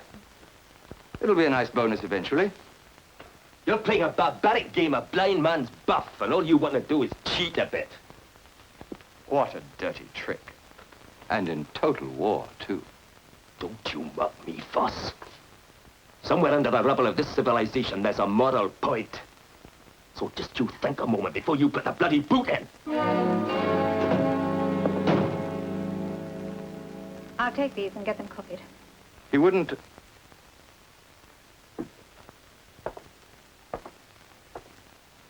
He wouldn't go so far as to actually destroy them, would he? I don't think he's interested in cheating, Group Captain. Listen, Evelyn, it's all very well for you boffins. You're not actually doing the fighting in this war. Well, he's nice and safe in his reserved occupation. He can afford the luxury of a guilty conscience, but it's ops that count. Night after night, been shot to blazes and occasionally managing to drop a few bombs through the cloud. Well, you've helped us to do that, but you're damn lucky to be at home while we're doing it. For your information, Group Captain Foss, my husband was Malcolm Woolley's friend and colleague for 10 years. Earlier this year, he was killed on a test flight of this equipment. His aircraft was wrongly identified and shot down by a Spitfire. It doesn't much matter who does the shooting or who does the bombing. We're all fighting the same war. I will take note of that, as a matter of fact, Evelyn. I'm sorry. I don't apologize. As I said, there's a war on. Yes. And you and Woolley have done your bit. Now it's up to the Pathfinders to do theirs.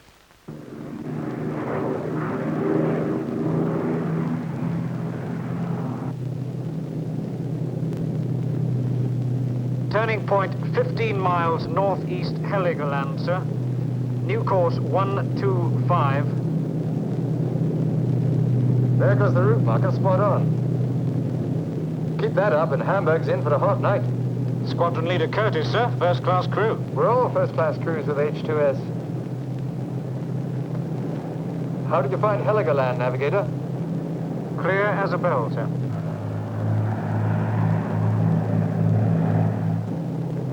Himmelbett radar station. Pelican. Tonning, latitude 5432.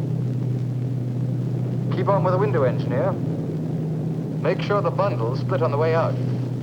Each of those little strips will look like a bomber on their screens. According to their radar, there'll be about 8,000 bombers heading for Kiel. I have a clear picture of the Ida estuary, sir. Steady as you go, 125. Next turning point, 30 miles southwest Neumünster. New course will be 160. And the panic will begin in Hamburg. Shipyards, submarine bases, armaments, munitions. If we could raise that to the ground, the German people could never take it because next it would be Berlin. Well, Woolley, what do you think? Turn on to 160 for target run. Not much sign of night fighters yet. That's probably gone to Kiel. If the window's working, they should be chasing 20,000 imaginary bombers by now. A clear response from Elmshorn, sir. Spot on. Maintain 160.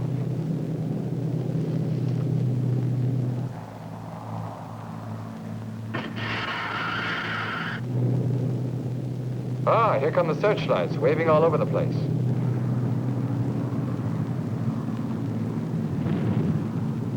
Keep on with the window, chaps. I think you've knocked their radar out completely. And the flak, too. They've got no range, no direction. Hamburg really is going to be a piece of cake. Look at that master searchlight, chaps, waving about all over the place. H2S does not pick up searchlight beams. Sorry, Navigator, but this really is exciting. We've got them on toast. Pretty exciting in here, too, sir. 2 degrees south on 162. I'm getting the outskirts of the city. We don't want the outskirts, we want the dockyards. Going over to short scan now. Shit! What a beauty! Hamburg, loud and clear. Bomb doors open. Over to you, Navigator, and to H2S. Bomber, you will release on instructions from the Navigator. We're bombing blind, but with a radar eye at last. Hamburg, filling the scope now. And the River Elbe pointing a black finger right into the heart of the city. Now 2 degrees left. Back onto 160. 1 minute to target. Right on schedule, 0057. Height 23,000, indicated airspeed 187. And the wind? 160 at 23 knots. Broadcast to main force, wind 160.23.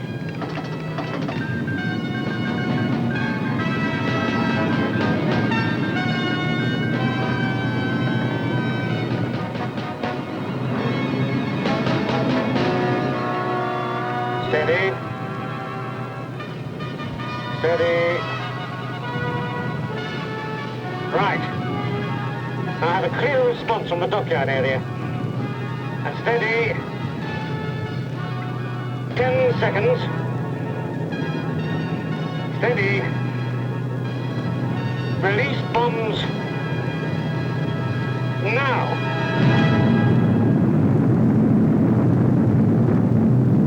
Maintain 160 to clear the target. Clear the target, be darned. If there's a chance for a break in the cloud, I want to be there to see it.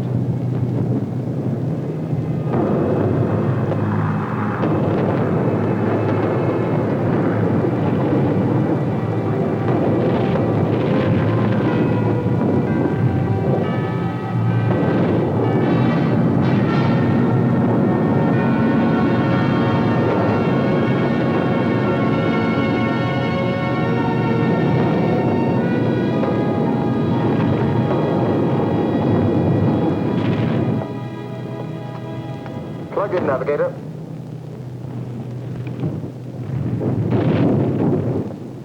My God, there's some heat down there. We've actually burnt a break in the clouds.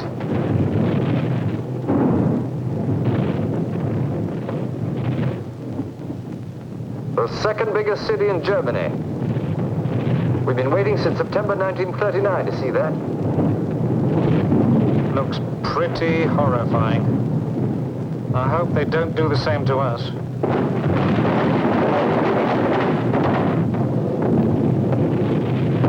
We'll be caught in the silhouettes of our own fires. Come on, let's go home. Home, sweet home. This is the BBC Home Service. Good evening, everyone. Here is the 10 o'clock news. A major victory has been won by the Bomber Command of the RAF. Codenamed GOMORRAH, the operation consisted of 4 major attacks over a period of 10 days.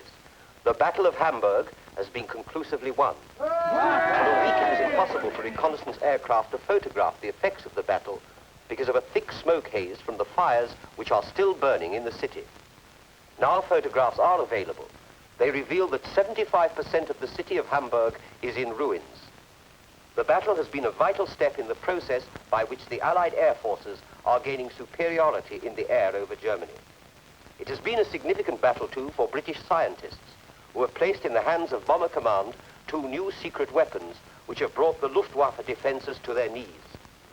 On the Eastern Front, the Russians have halted Turn it down a bit, will the you? summer offensive at Ons.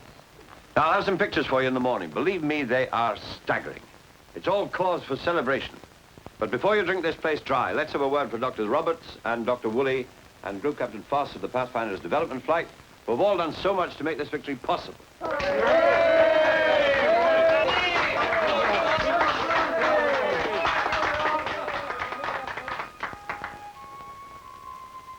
Come on, Woolley, don't be modest. What's the matter? He's asleep. He's had a bit too much to drink. It's gone to his head, has it? I knew he'd crack before we'd finished. There are some kinds of success some men would prefer to do without. This is such a success. And Woolley is such a man.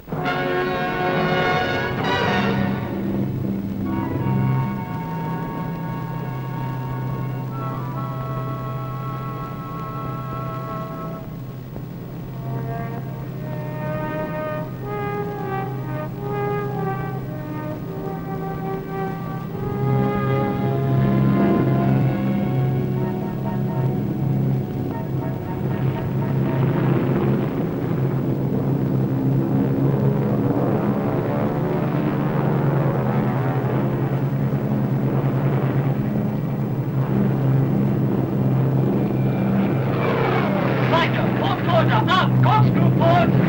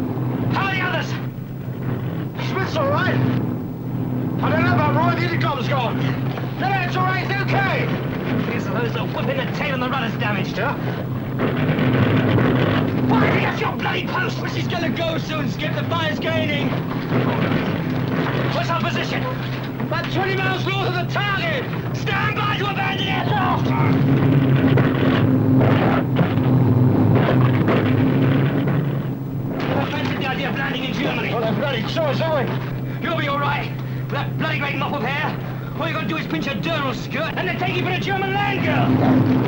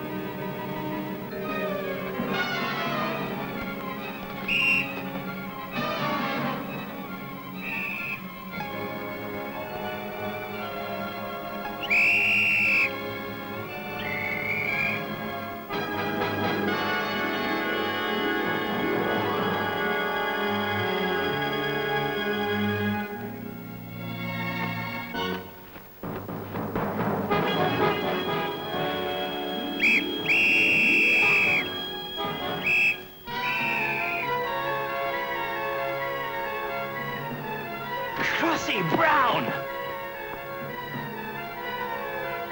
What's wrong?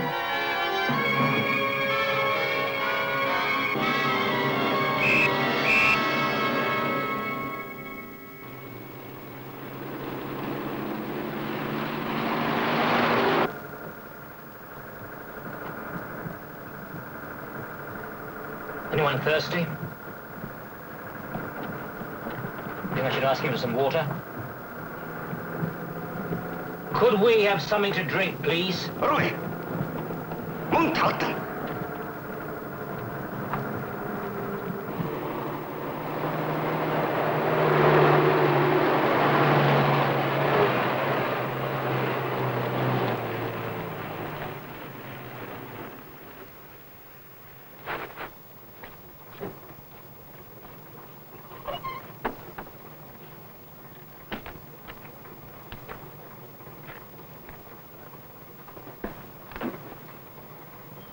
What do you think's happening? I don't know, looks like some sort of checkpoint. Yeah. I wonder what the others are doing now. Hey. My God, why the Gestapo? Listen, what's probably happening is that we're being taken somewhere for an interrogation. The usual routine. What do you mean, name, rank, and serial number, that kind? That's right. Vielen Danke. Schnell!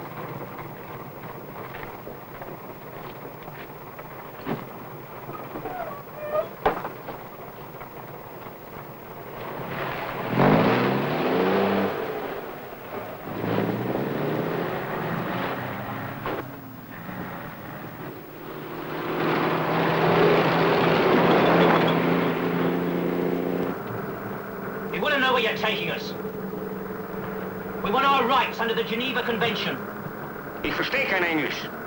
What did he say? I don't know. We demand our rights under the Geneva Convention. Ich verstehe kein Englisch. I don't think he understands a bloody word. You know what he is, don't you? Yes, we know. Well, why have they handed it over to the SS? We seem to be going through some sort of forest. Roads full of bends. When the truck slows, we could jump in, make a run for it. That sort of pea shooter he sold it. What about you, Brown? I say we should do it. Okay. All right.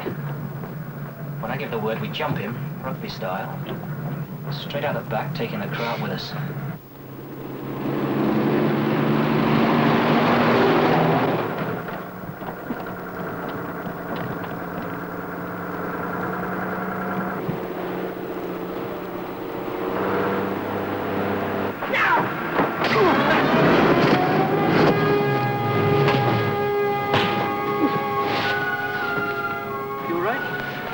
Bloody great bruise in the morning. He'll be up for hours. Yeah, come on, let's get him off the road.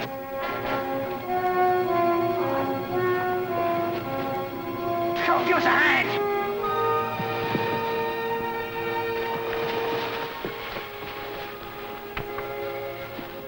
What are we going to do with him? I suppose we ought to kill him. Tie him up. Yeah.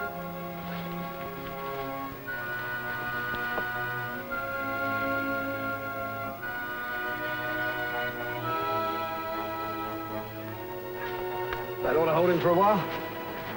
Better get going. Yeah, which way? That way. Right?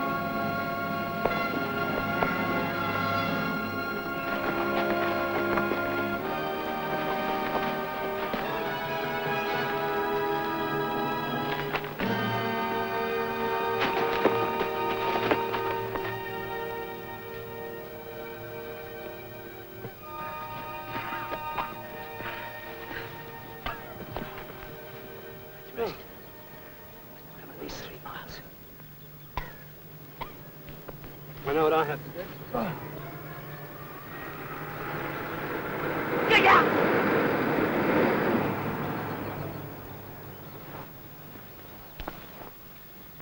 How far do you reckon we are from the French border? Well, when we jumped, about 20 miles, but now. I think the truck was going more or less south most of the time. That'd be towards Stuttgart. Yes. Which is roughly 70 miles from the border. If we could make it, the French would probably help us get back home. It's a bloody long walk. I know. We'll have to split up. Split up? Oh, yes. 3 of us together would be far too constricted. Cross is right. Yeah. Well, which way do we go then? Well, if we're right, the border's due west. Just keep the sun on your back in the morning and in front of you in the afternoon. There'll be guards on all the roads and bridges and most likely patrols on all the hills. I see. Right, that's settled then. If you find any clothes to change into, don't forget to get your blues underneath. If you get caught, you're going to be shot as a spy. Got your escape kits? Yeah. You. Well, there's no time like the present. We move at 15-minute intervals. Who wants to go first? Oh, I'll go.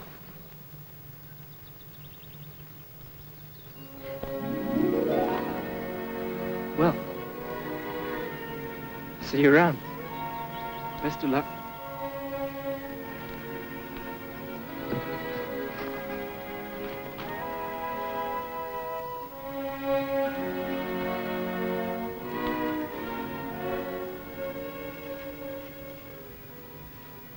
It's only his second mission, isn't it? Yes. He's scared, poor little bugger. You know something else? So am I. The odds are about 100 to 1 against any of us making it, you know. Yeah, I know.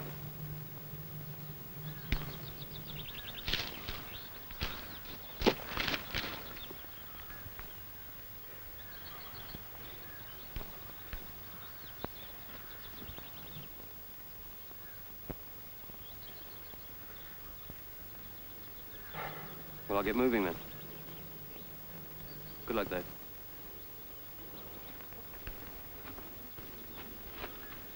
Hey, house one home's a sissy, right? Right.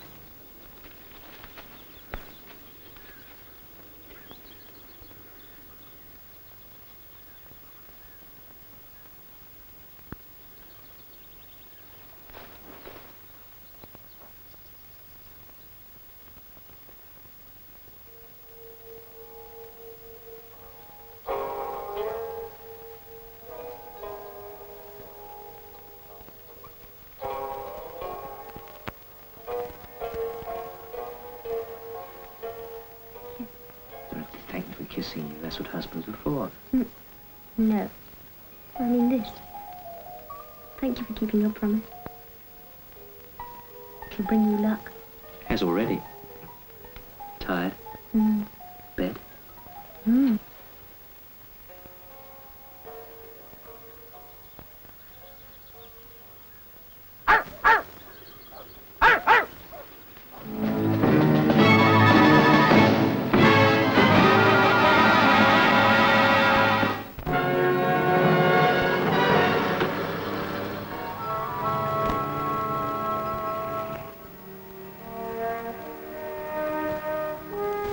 Look, sir, I'm quite close to Conway and his wife.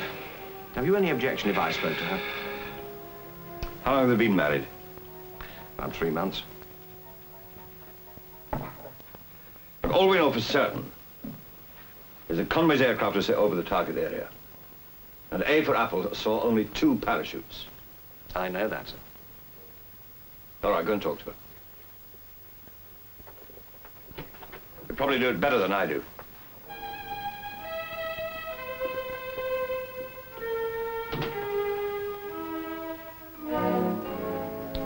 Well, there it is, Sheila. I wish I could hold out more hope. There is just a chance. Bruce, thank you. I'm glad you came to tell me. It's a shock. Even though I've thought about it, it's still a shock. I know. How long before we hear anything? Oh, well, that's difficult to tell. Could be some weeks. I'll say this, though. If David has made it, I bet he's knocking back the old vino in some French estaminet by now.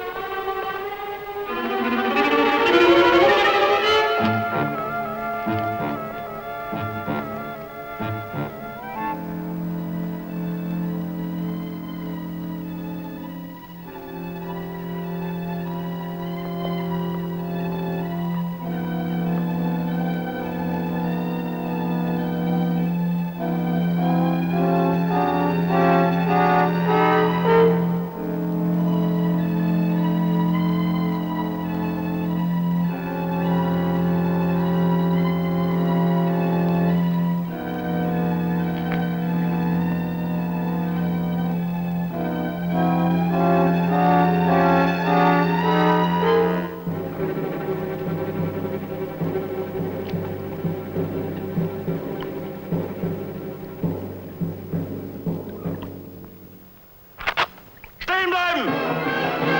Hände hoch!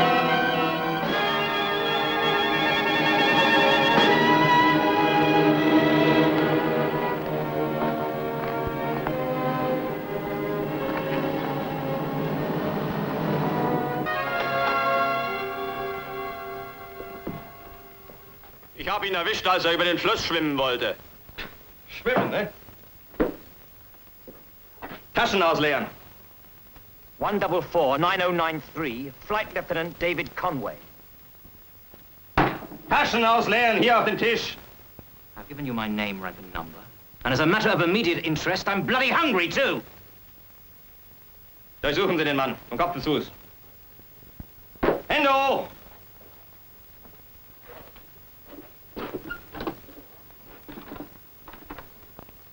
Ja, hier ist die Wache an der Brücke. Ja, wir haben gerade einen englischen Flieger gefangen genommen. Nein, allein. Geht in Ordnung? Jawohl, in Ordnung. Und Sie benachrichtigen die Gestapo. Die Gestapo wird ihn morgen früh hier abholen. Gut. Heil Hitler.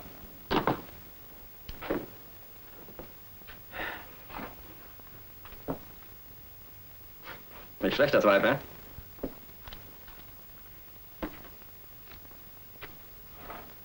Bringen Sie den Mann auf Nummer sicher, ja? Ja. I'd like to take this with me.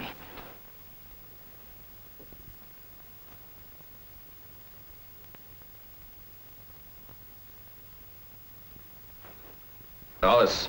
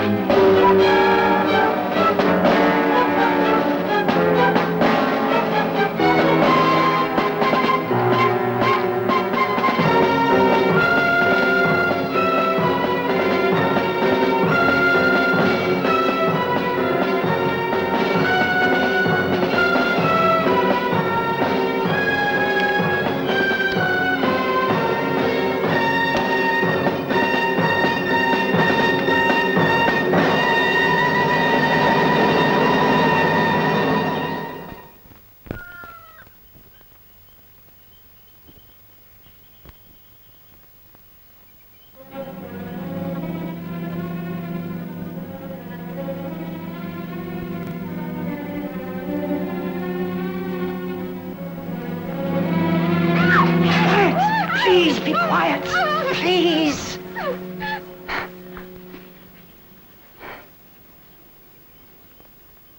I don't want to hurt you. I'm English. English, RAF. I was shot down. Just want somewhere to sleep. I'm sorry about the eggs. I'd pay for them if I could. Do you understand? Tu compris? Bloody hell, I wish I could speak French.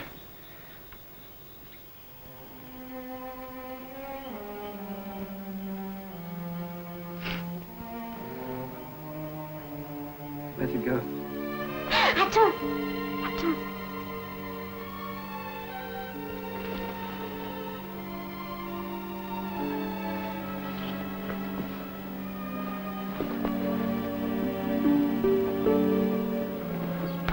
Pour vous!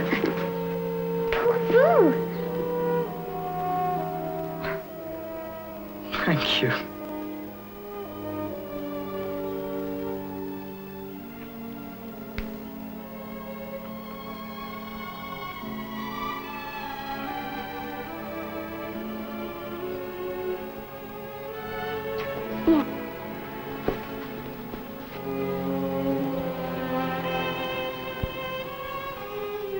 Thanks.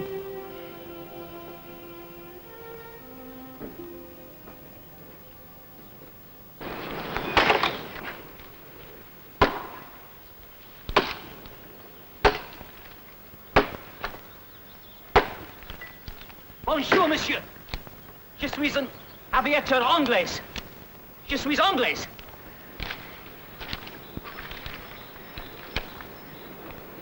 This is France. Ici, France, France, ici. Look, I was shot down. Shot down. In Germany. I parachuted in Germany. Do you understand? Comprenez, comprenez. Yes, I understand. And why the hell didn't you say? Look, I've escaped to France. I walked all the way. I want to get to Switzerland. Can you help me? No. No, no, no, I could not. I must get to England. I must. No, no, no.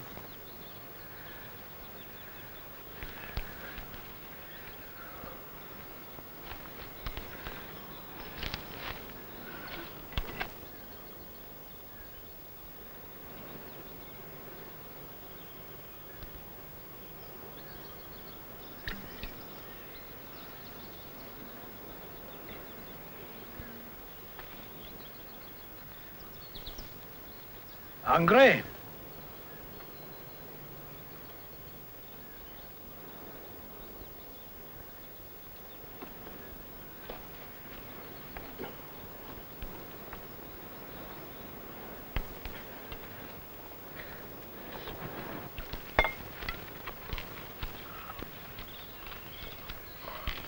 I could take you to the village. Maybe there someone could help. How far? 3 kilometers. Any Germans around? Sometimes. They come and go. Can't go dressed like this.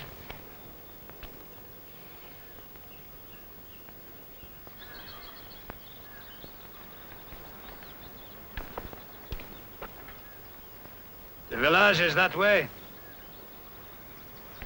Thank you. This. Shoes. Huh? You'll need this also. Thank you.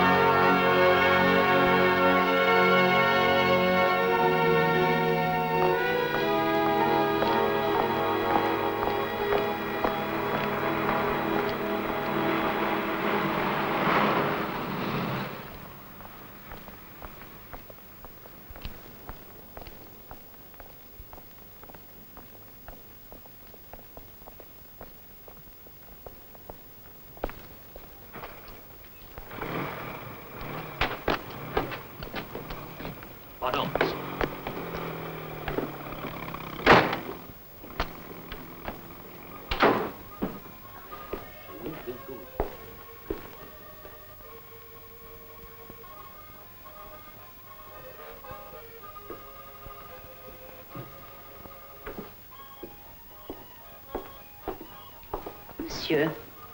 Madame, café au lait, s'il vous plaît. C'est comique. Au lait. Avec sucre aussi, oui. Pardon, madame, je suis très stupide. Café noir.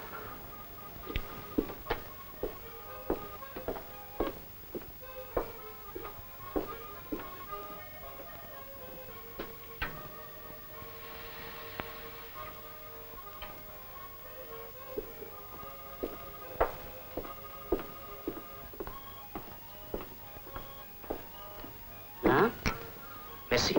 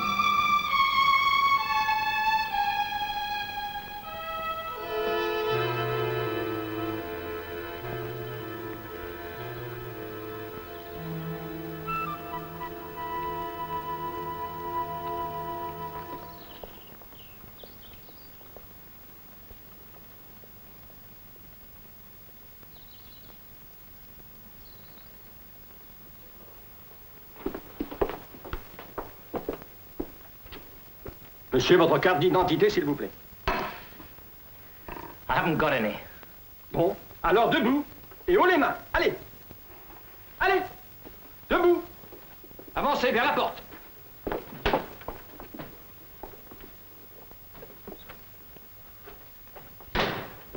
So what happens now? My name's Conway, David Conway. I'm a pilot in the RAF. Allez, contre le mur.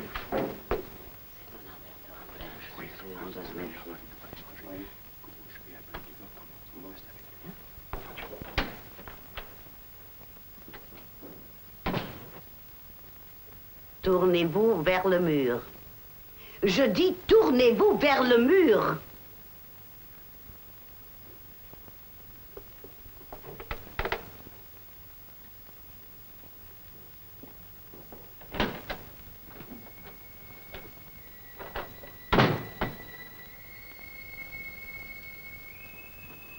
Keep facing the wall. C'est bien lui, hein? Oui, c'est à moi. All right. You can turn round now. You? I don't understand. What do you not understand, Flight Lieutenant Conway? That is your name? Yes. But when I saw you in the woods, I thought... What did you think? Doesn't matter.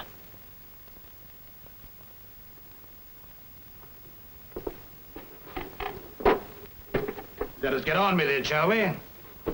Get on with what? I've told you the truth. I sincerely hope so, because if you have lied, we will have no alternative. He will kill you. Say that.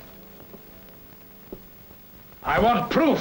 For God's sake, my name's Conway, David Conway. I was shot down over Germany, and I've been walking around in bloody circles ever since.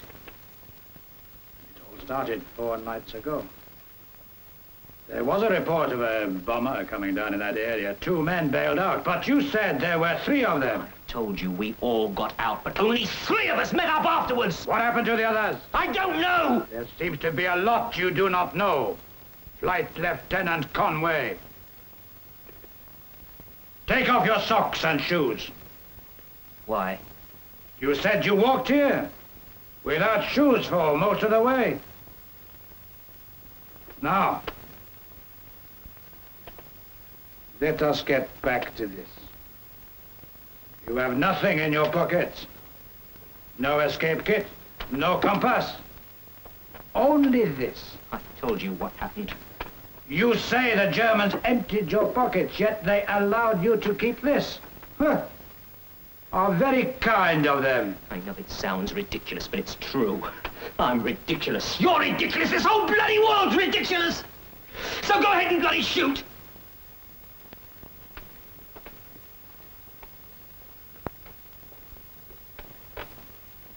Have you told me the truth?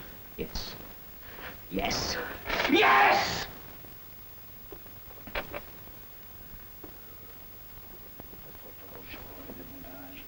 De quoi, mon Dieu?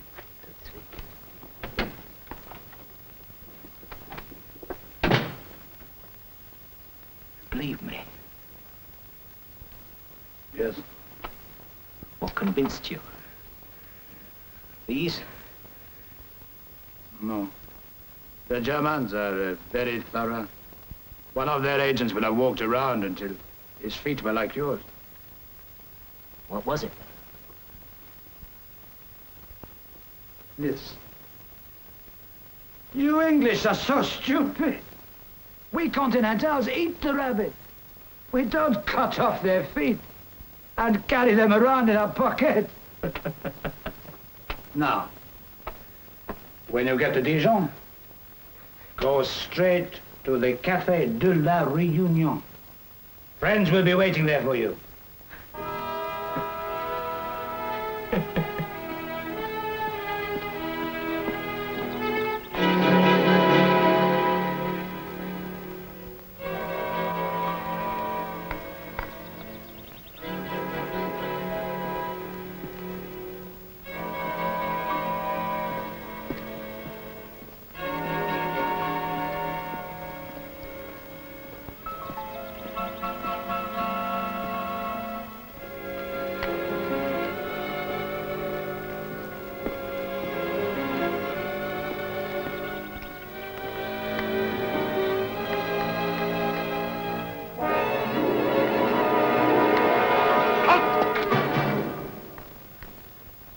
Kommen Sie her.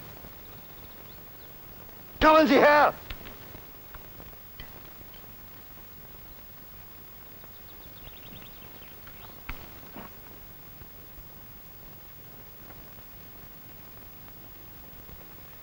Wo ist die nächste Garage?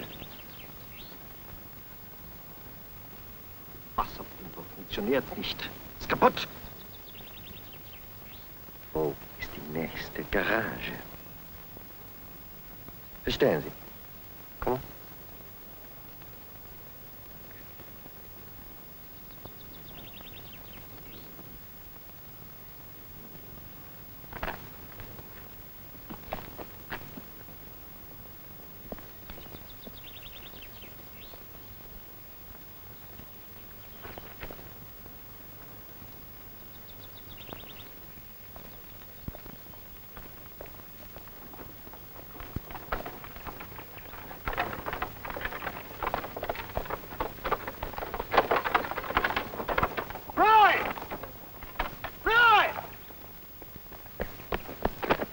I'm glad to see you. How did you manage it? How have you been? Yeah. Oh, I'm traveling in style. Come on, I'll tell you about it as we go along. Where are we going? Dijon. Dijon? Yeah, it's all arranged. I just happened to fall in with some escape network. Come on, I'll introduce you to the madman who's got me this far. Hey.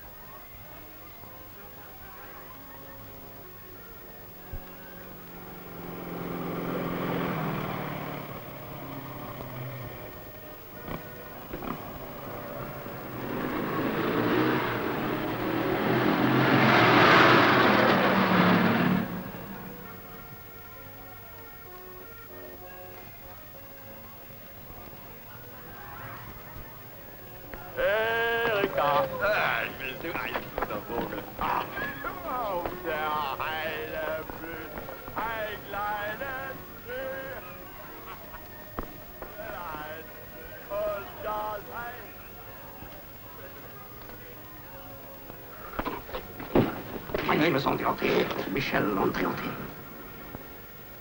We're expected. David Conway. We must go. Where are you taking me? Down into the cellar below the cafe. It's full of Germans. Do not worry. There is a back entrance. Come. I have a surprise for you.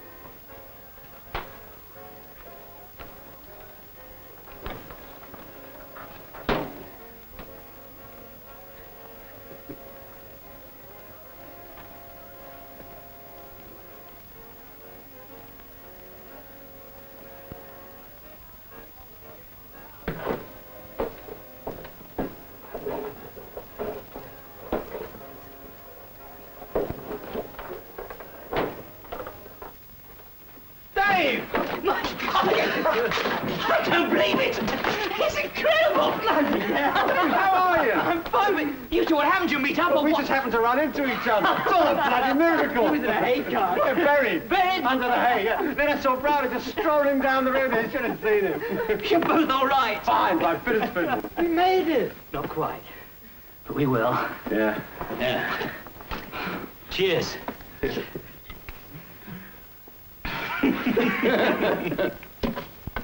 It is all agreed. You will go across the frontier into Switzerland in an hour. The place you cross the border will be a valley with steep wooded hills on either side.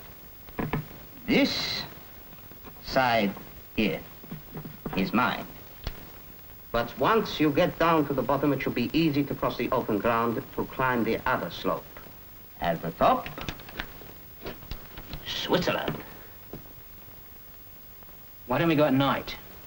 As I said, this area is mine. And there are tripwires on either side connected to klaxon alarms. Even in daylight, you have to be very careful. At night, c'est impossible.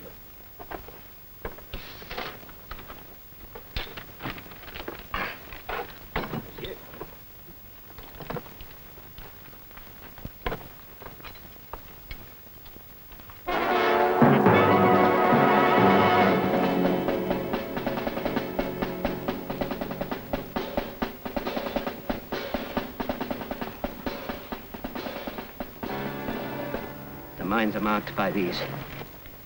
Tripwires you'll have to find yourselves. They change them around every few days. The Germans patrol these valleys with dogs. I think you must split up. Each make their own way from here. Every man for himself, huh? Well, we've done that once before. This time we'll stick together. Okay. Thanks for everything, Michelle. In 10 minutes. Right. Bonne chance.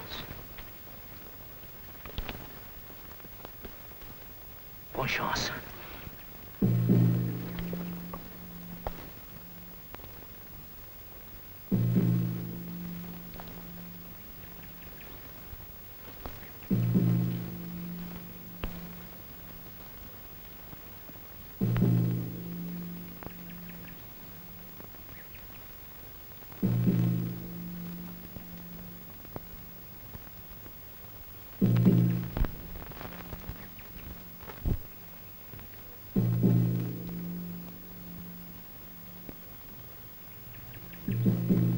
Dave!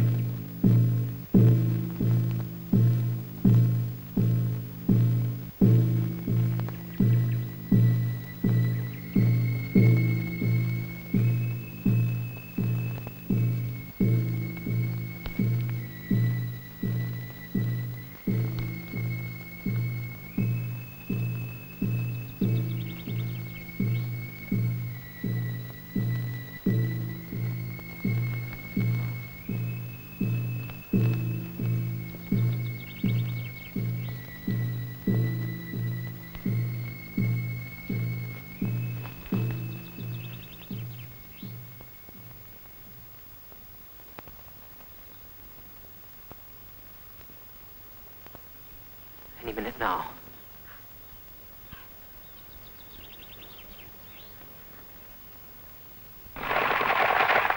There's the diversion.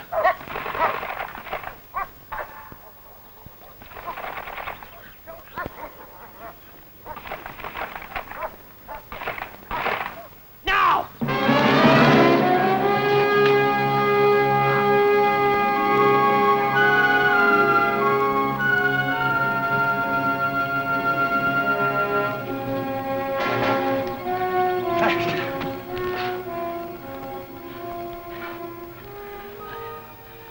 Frontier should be straight up the hill. Yo, what are we waiting for? Look, whatever happens, keep going. Come on!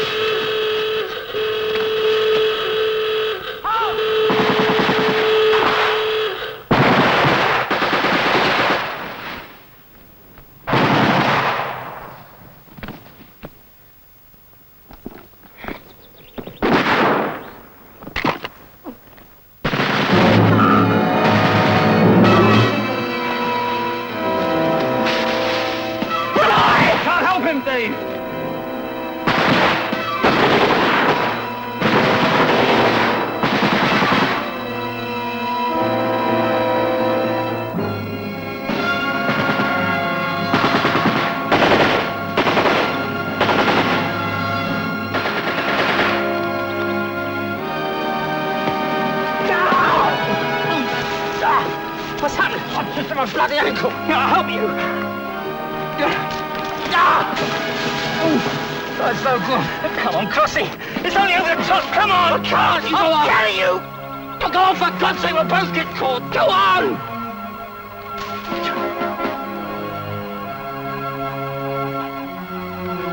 Ow!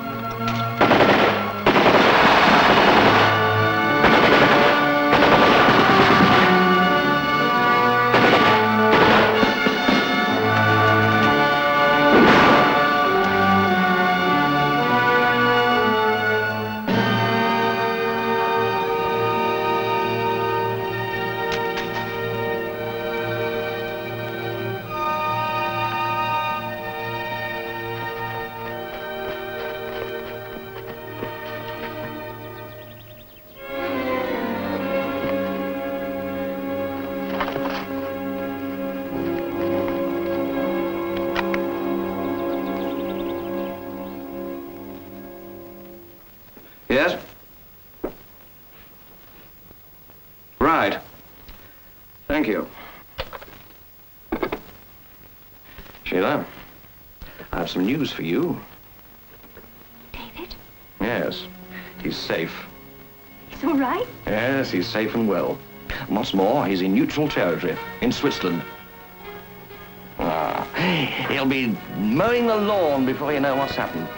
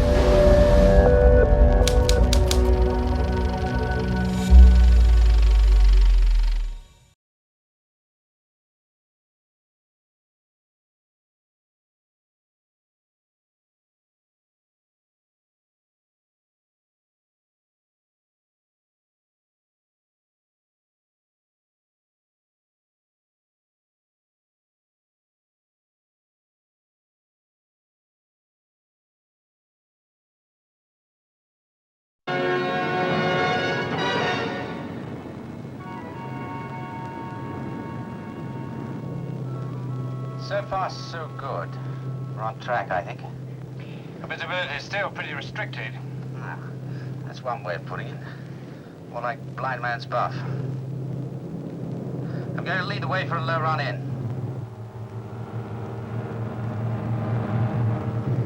Bomber, stand by drop mines. Have we got a visual fix? No, not yet.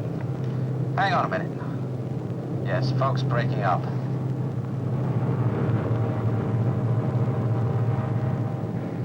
That's more like it. Now in a good position to make a run. Hi, they're onto us. Hang on, I'm going to try evasive action. Oh, watch out for the others. They'll be doing the same thing. They flanked us! You all right? What the heck was that? They touched us. More than touched us. This is a downgrade. Never mind about that. Give me a hand with him.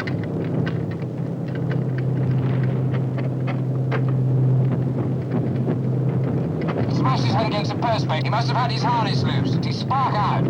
We're too near the deck for my liking. Don't worry, I'll take over. I sure hope you know what you're doing. I ought to by now. Rough course for base 260. Come on, get us straight and level. Stop backseat driving, will you? I told you, this isn't the first time I've driven one of these. How bad is he? There's a nasty cut over his eye. He's bleeding like a pig. I still don't know how that happened. A collision like that. They got caught in our slipstream, I reckon. It could happen to anyone. Yeah, well, you make sure it doesn't happen again, that's all. Hello? He's coming too.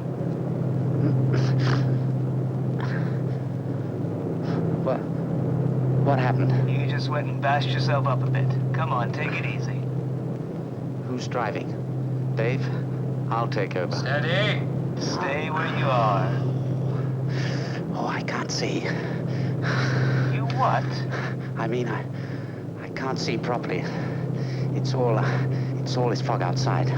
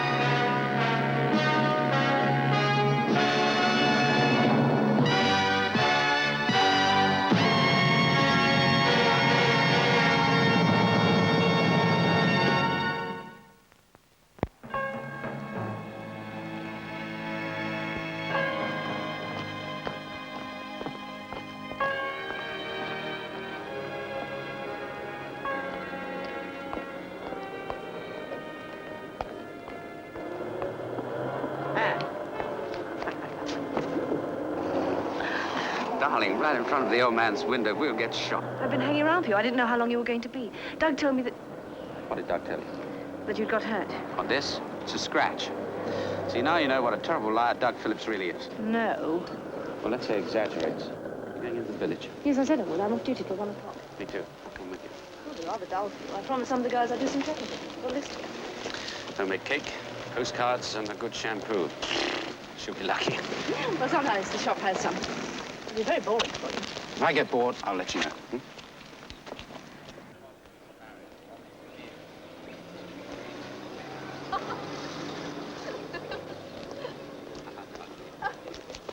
Mind my egg.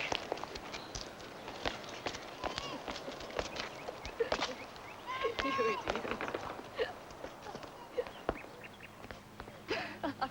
Good Lord. Sir. What do you think you're doing? Playing hopscotch, sir. Who's winning?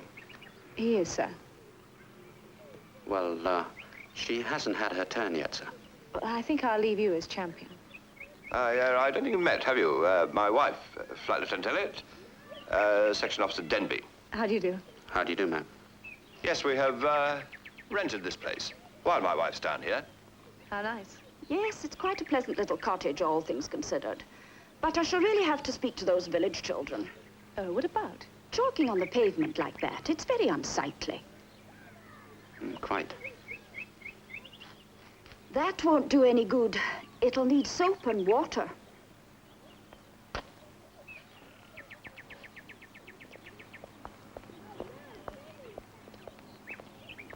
Come on, Maggie.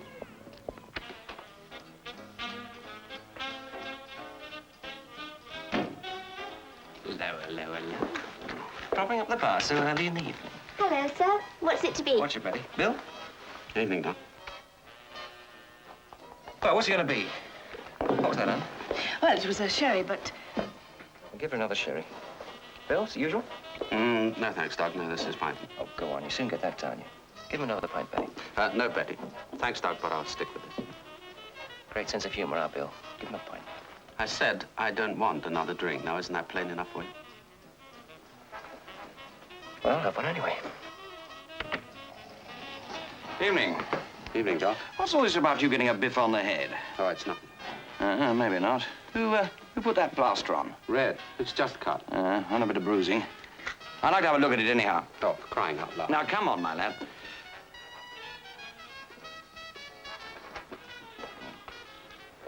I'll send him back in a few minutes. All right. There we are. Happy days. Happy days. Anne? Happy days.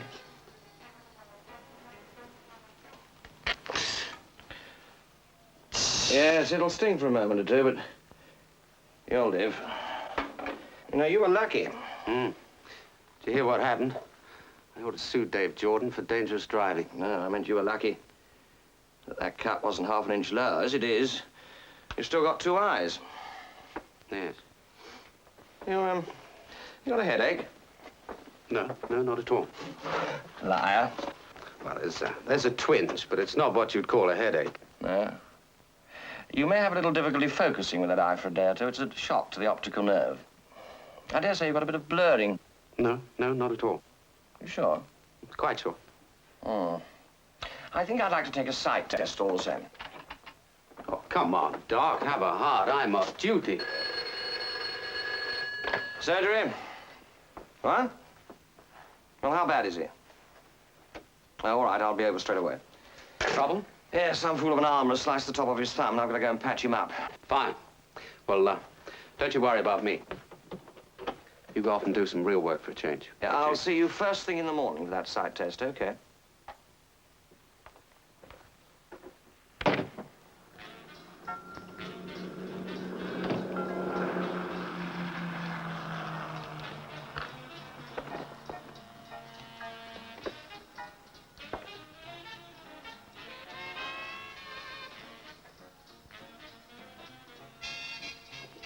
Yeah, flat. I might have known it. Flat?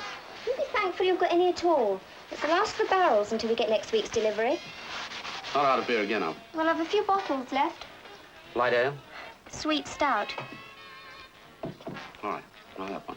One sweet stout coming up. Is Section Officer Denby gone? About 10 minutes ago. Yeah? Hey, clumsy. I was thinking. You weren't looking what you were doing. Probably right.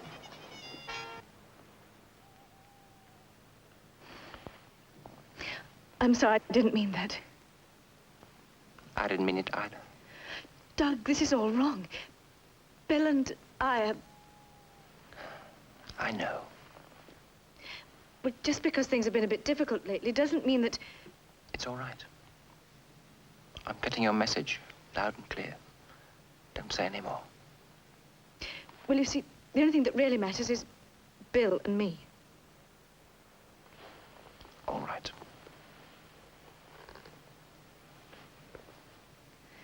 Oh, Doug, we'd better get back.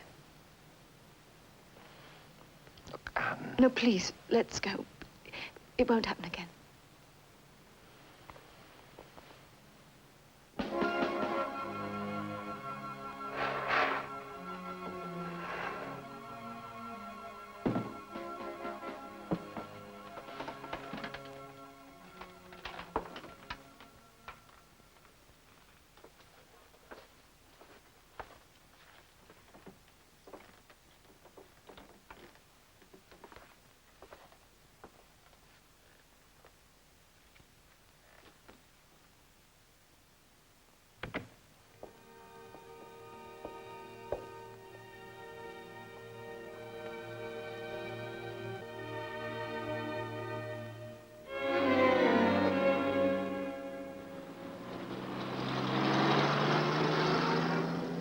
Well, according to the usual unreliable sources, the Tirpitz is there.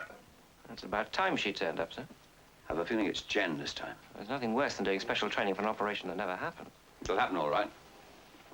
This time we might get the big one. Unless there's any alterations, it's mining tonight, gentlemen. What's the Met's prediction, sir? Good. Early morning mist clearing. Well, that's a bit better. Well, so long as we don't get another belt of fog, sir. Well, if there is, Evans, aren't you lucky you've had all that training? You'll be going in so low that you'll be able to pinpoint your targets visually. That'll take you below their radar screen, but of course you'll be too low to use your own nav devices. Well, perhaps we should take along a guide dog, sir. But even if we are below the range of their radar, we'll still have their shore defenses opening up on us as soon as we're over the channel. Quite right, Evans. But other folk use their heads. You'll not be going over the channel. You'll be making a feint northwards, north of the Danish frontier, and down into the Baltic. Right, now look up at the ceiling, will you? Now down again. Well, what about the test card? You're a keen type, aren't you? I was just getting round to that. Well, seeing as I may as well get it all over and done with. Yeah? Oh, quite, rather. Nothing like being certain, is there? Yes. Right, now then, shut your right eye, will you? That's it. Now, see what you can read of that. THOXAYUTBHOUAVTXY UHYOAIVYXITHUO. Not quite certain of that last one. It could be an H. It's probably an A. Yes, it is an A. Very impressive performance. 100% accuracy. Oh, fine. Well, everything's okay then. Now, you just stay where you are, eh? Now, let's have a go at this. Spell this out. Let's hear the news, shall we, Stuart Hibbard? Right.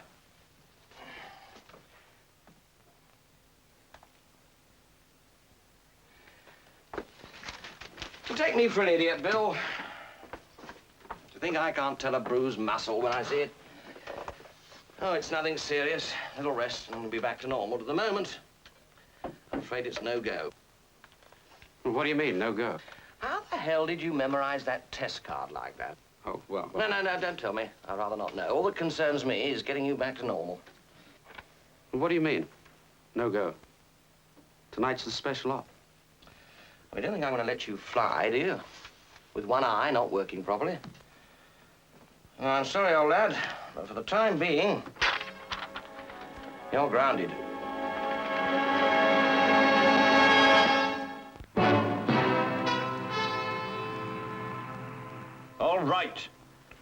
All right, I know how you feel. You heard what the man said. What about tonight, sir? Hey, leave me to worry about tonight. Since Dave Raffle is going to have a headless crew, I'm going to put myself in your place. But with all due respect, sir. I'm sorry, Bill. That's all for now. Yes, sir. No good looking at me like that. I know as much about low flying as any of these kids. Yes, sir. Now, is his eye going to be all right?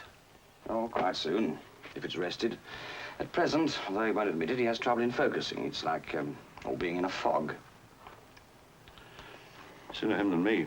What's that? Fog. Met boys are optimistic, but... well, we'll just wait and see. Bill! Hey, you're in a heck of a hurry, aren't you? Oh, look, Bill, I know how you feel about this. It's darn bad luck, but let's face it, it could be a whole lot worse. Angus? Hello, Maggie. Hello. Hey, Something smells good. Oh, it's only sausages. But at least they're local sausages. They might even have a spot of meat inside. You're a bit early. To be another 5 minutes before they're ready. Oh, I'm not in any hurry. That makes a change. Is the war over? No. It is temporarily for Bill Elliott. He's got a wonky eye. It's a perishing nuisance all around. Bill? Flight Lieutenant Elliott. You met him outside yesterday. Oh, the hopscotch champion. Poor man. What's the matter with his eye? Oh, nothing serious. They'll put him out of commission for a couple of weeks, according to Bruce Saxon. Dr. Saxon? Yeah. You were talking about asking him to dinner one night. Oh, well, why not? No reason why not. I like him. But I was thinking if you care to bring him round this evening, we don't have to go and see that film. Oh, I wasn't thinking of asking him around tonight. Oh, well, just as you like. I only need to know because of the shopping. But if you want to go and see that film, the last showing is 7:30. I got a local paper, so... Look, Maggie, I think we'll have to scrub the picture, too. Oh, will we? I'm afraid so. Thought this was your free evening. I've just told you, Bill Elliott's out of commission and I've taken over from him. You're flying? Yes. Look, I'm sorry about the pictures, but we can go next week. Won't be on next week. Oh, well, there'll be something else. Yes, there'll be something else. Look, Maggie, don't get into a state. I'm not. It's all right, then. I'd better see to those sausages. They'll be burnt to a frazzle.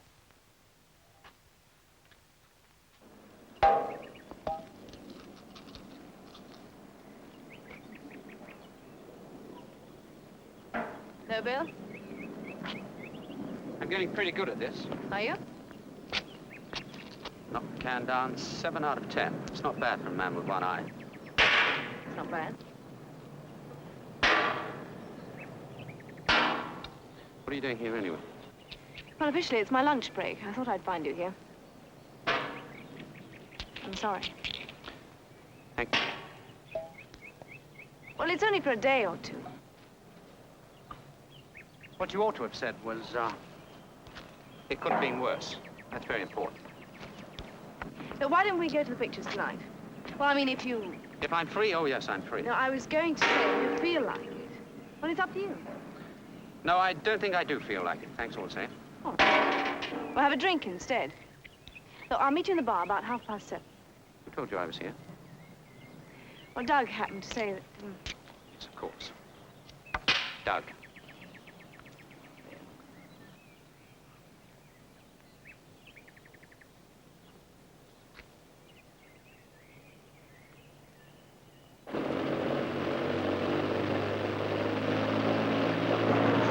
Taxing forward.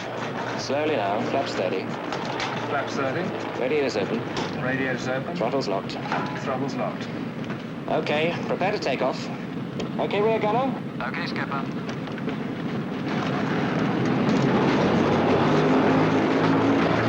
Temperature, pressure, okay.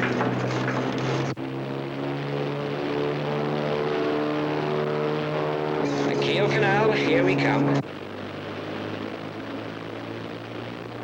Running up to takeoff now. The Reset Zebra leading, and then we'll be next in line. The others will follow us in formation as planned.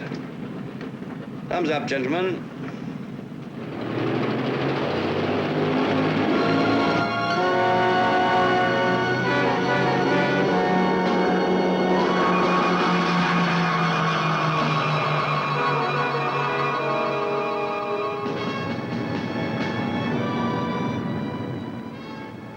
Well, I'll be thankful for small mercies. They've got the weather on their side tonight. Let's hope so. No cloud, no mist. They're off to a good start. Isn't the start we've got to worry about.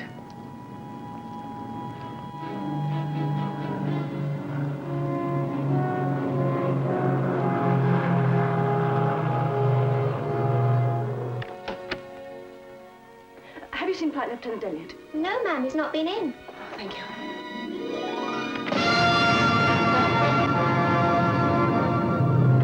Ground speed exactly 205 miles per hour. Ah, there's a bit of low cloud ahead. Here we go. We're approaching the coastline now. As soon as that sun went down, the temperature dropped sharply. Well, John, looks like we're going to be flying blind again. Oh, another blasted fog, for Pete's sake. Just wait till I get my hands on those idiots at the Met Office. We're coming over land now. They're on to us. External range. New course 120 magnetic. Looks like all our plans are going astray tonight. Low cloud indeed. It's not cloud now, Doc. It's the real thing. What's the billing they call it? Freak weather conditions. Oh, that must be on Mac now.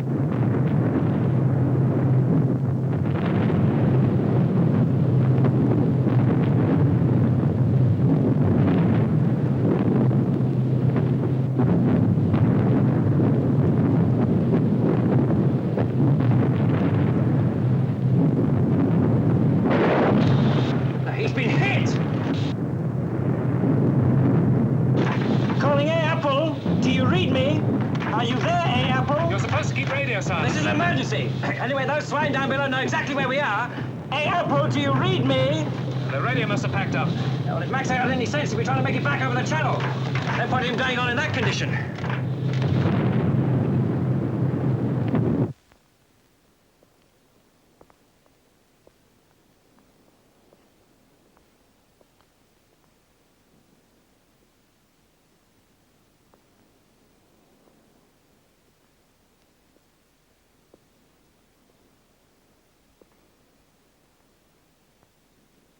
Bill, Hmm? penny for them. They're not worth a penny. What's the matter? You've had a pretty lousy evening. I'm not complaining. I'm not in a very sociable mood tonight. Where are you going? Nowhere in particular. I just felt like walking. Well, I'll come with you. No, you don't have to do that. Well, we don't have to talk. If you just feel like walking. I feel like being on my own. Do you mind? I'll see you tomorrow.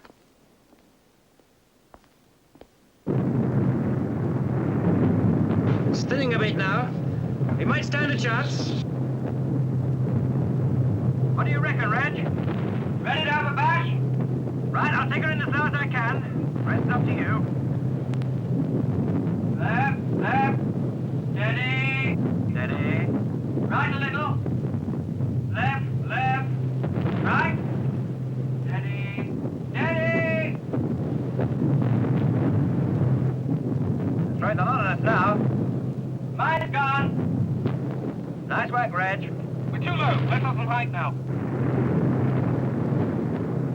Bang on. Look out, for God's sake, the street dogs ahead. They're on top of us.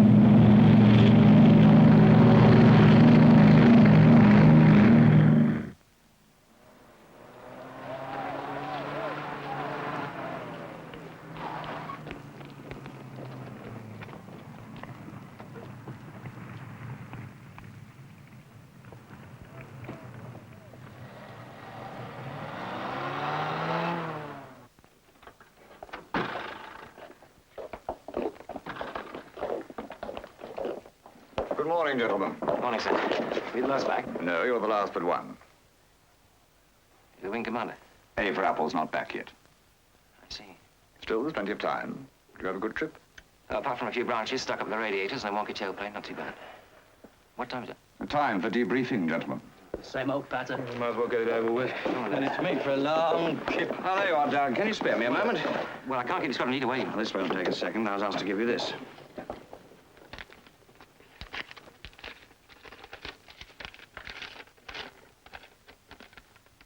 Is there any reply?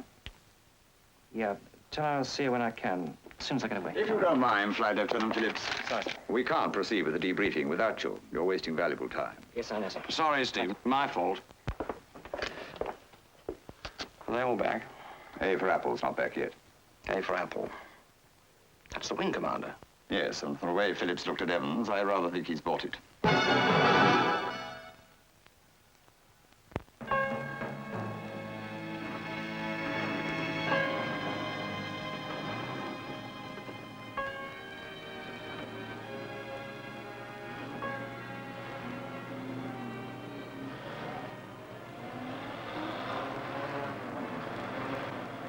You still speaking to me after last night?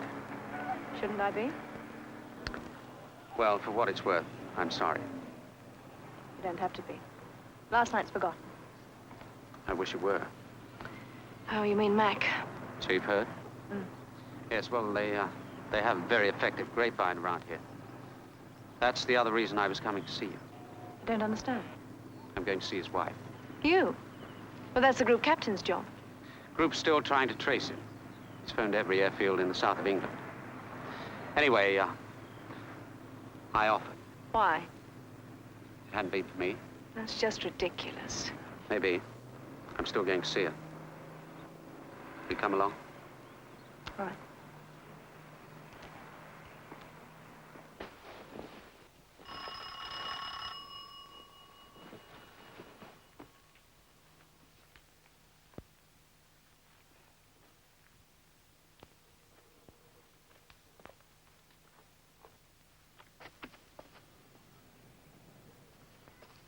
Yes?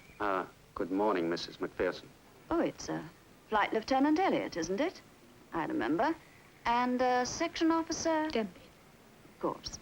Well, if you want to see my husband, I'm afraid he's not back yet. That's why we're here. Who? The group captain asked us to give you a message. I see. Well, he would have come himself, but he's up to his neck with all... Please don't trouble to explain. Just give me the message, would you? The wing commander's plane hasn't returned from last night's operation. For the moment, he's officially missing. I see. Well, it doesn't mean anything at all, but they thought you ought to know. I mean, people get held up for 100 reasons. There was no radio signal.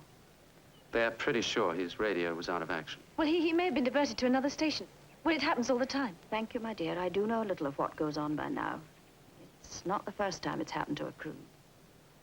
If we hear any further news, I mean... Let me know at once. How kind. Well, I suppose I should ask you in for coffee or something. But I'm afraid I'm in the middle of a great clean-up, so if you won't think me very rude... Of course not. Well, if there's anything we can do... Nothing at all, thank you. It was good of you to come.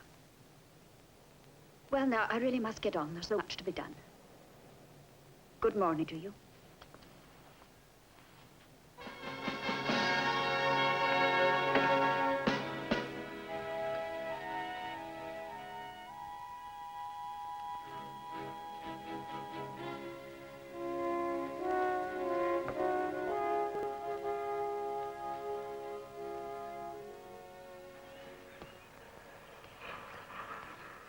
You hadn't said a word for the past 5 minutes.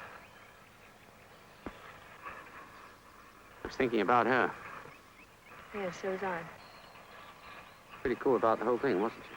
Oh, I don't know. I think that's all part of the act. You know, it's expected of an operational officer's wife. God help them. Yeah. I wonder. This evening, What? I thought I might go and see her, see if she's all right. Well, she may freeze me out again. If she does, well, no harm done. Don't get too sorry for her. I'm not. What do you mean? I mean, too involved. You tend to get involved with people fairly easily. What people? You? Me, for one. Look, Anne, don't end up like her, married to a flying type. It's not worth it. Don't you think that's up to me to decide? No. Can't you see that's how it turns out in the end every time? No, Bill. I know. You still won't understand. There just isn't any room for sentiment in wartime. These idiots who get married one day and shot up the next. What earthly good are they doing? No, Anne. Don't fool yourself. That's one trap you've got to avoid. Can you? Avoid it? Yes, I can.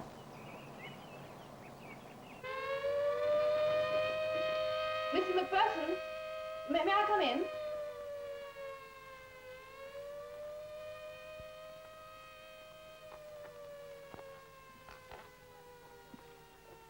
The front door wasn't shut properly. I hope you don't mind me coming in like this. You'll have the wardens after you. They've sounded the alert. Shall I do this for you?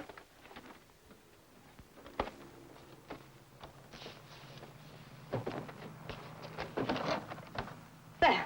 Now you won't have any more trouble. Have you come to tell me more news of my husband? No, I'm afraid not. There's been nothing more since this morning. I see. Nothing more. I just thought I'd call in and see how you were. It's very kind. As you can see, things are a little at 6s and 7s. Oh, but I told you that before. Oh, very rude of me. Inhospitable. You must have a drink. No, thank you, Don't really. I insist? Do we drink with me? It's the least I can do. It's all gone. That's extraordinary. The wing commander won't be pleased if there's no whiskey left when he comes. I mean, he wouldn't.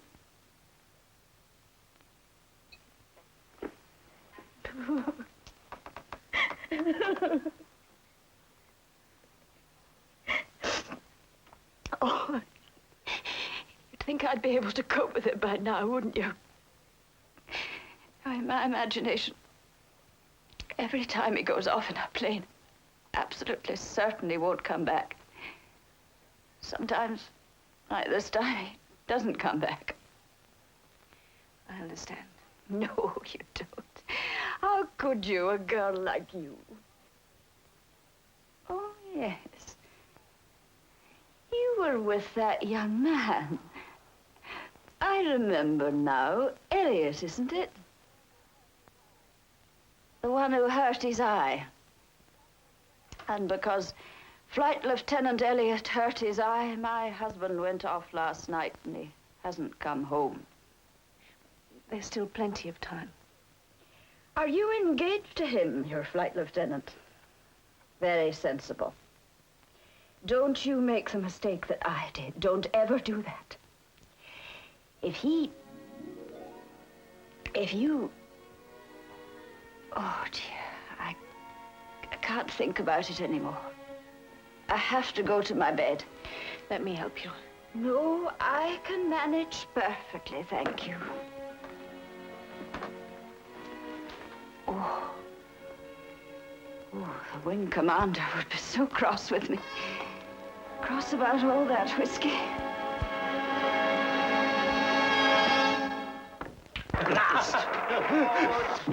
Your game. Hard luck, Bill. Well, maybe it's the same as Carl's old son. Lucky at bar billiards, unlucky in love. Aha. I'm not expected to buy you a lot of drink, am I? Well, that was the arrangement. Well, I'll have my revenge. Well, how about setting up the drinks first, old man? Make yourself useful. Wallet's in the inside pocket.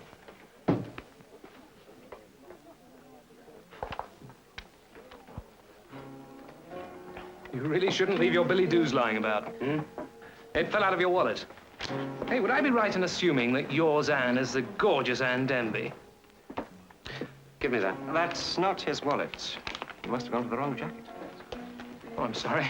This one must be yours. Bill, you said the inside pocket? Hmm. You don't waste much time, do you? Well, she was worried. She wanted to talk to me. Look, why the hell can't you leave her alone? Her life's complicated enough as it is. I'm doing my best to make things easier for her, and you... Bill, you are not making things easier for her. That's the whole trouble. Look, Doug, it's none of your business. But seeing as you brought the subject up, I'm giving Anne a chance to get out while there's still time. She'll be happier in the long run. Bill, you say that, and all the time you're driving her round the bend with worry. It's you she wants, you darn fool. Oh. Hello, Anne. We wondered where you got to. I only just got back. Mrs. Mack was in a bad way. I stayed with her for a while. Let me buy you a drink. Someone's supposed to be ordering. No, thanks. I won't have anything. We were having a bit of an argument. Were you? Never get into a friendly game of bar billiards. Great mistake. But I think I'll push off now, Bill, if that's all right with you. Why, what's wrong? Bill? Doug? Hello, Anne. What can I get you? Nothing for me, thanks, John. Oh, go on. Enjoy yourself. I'm not paying bills in the chair. I promised myself an early night. See you in the morning, Bill. Good night, Doug. What were you saying about being happier? Oh, I'm sorry, man. I didn't see you standing there. It's all right. It was my fault. Well, you chose the right moment to come out. Sweet music in the air. What? I'm sorry. What did you say? The siren. It's all clear now. Oh, is it?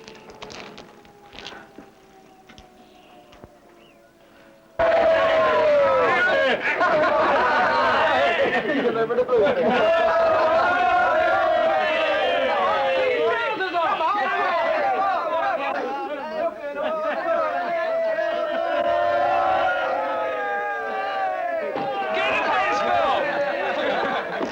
at that, half the bloody beer in me, lad. Hey, Bill's wet his knickers. Maybe we should try them for him, huh? What do you say? Come on, John, you know what he said. Leave him alone. What? Bill is not feeling in a very sociable mood tonight. Now push off. And whose fault might that be? What? No, if I'm not in a very sociable mood. Now, forget it, Bill. Come and have a drink. Whose fault? Well, if you really want to know, it's yours, old son. Oh, I see. It's mine. It's mine, huh? Nobody else's. Listen, everything was fine until you started stirring things up. Stirring? Between Anne and myself, everything in the garden was dandy, and then you came along. Oh, come on, Bill. Why don't you shut up? Just forget it. What did you say? I said forget it. Oh, no. You told me to shut up. Would you care to step outside and repeat those words? Come on, Bill. Don't start anything now. No, I don't start anything I can't finish. Forget it, Bill. You've already got a patch over one eye. I can see perfectly well to take care of anything that might ensure between you and me. Know what I mean? Excuse me.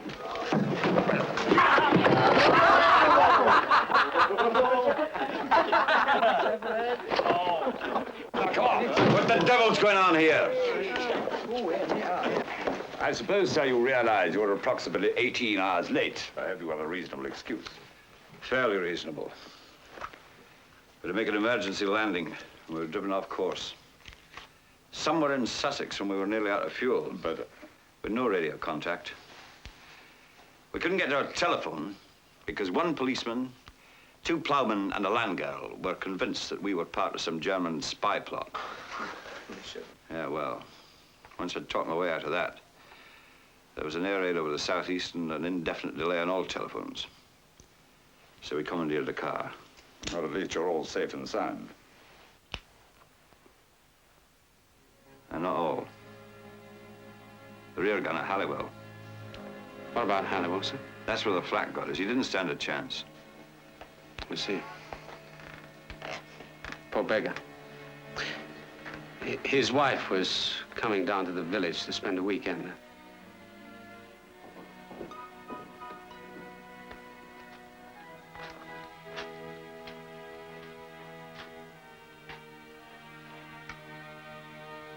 Angus?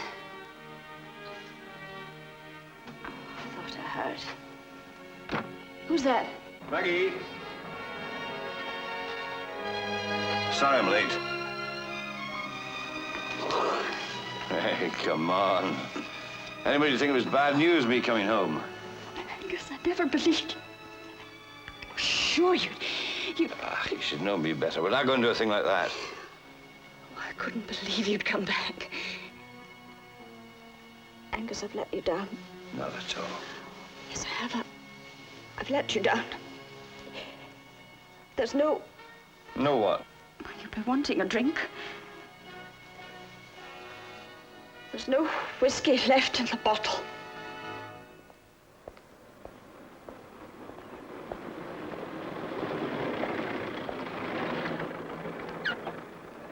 Doug, what are you doing here? Well, how did you know I didn't know. They told me over the hen coops that you hadn't come in, so I guessed you'd been out walking. I've been scouring the lanes for you. I couldn't sleep. I'm in such a muddle. Look, jump in. No, Doug, please. I said that... Well, get in all the same. We can talk.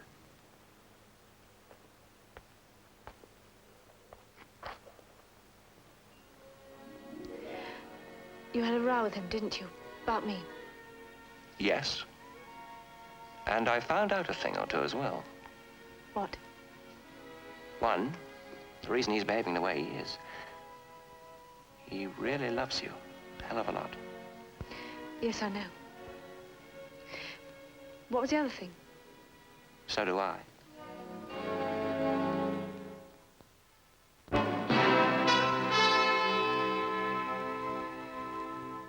Right, in and hold it. Out. Hold it. Now breathe normally. Well, what's the verdict? Well, your face is. You're not getting any younger. Really? Don't drive yourself too hard, old lad, that's all.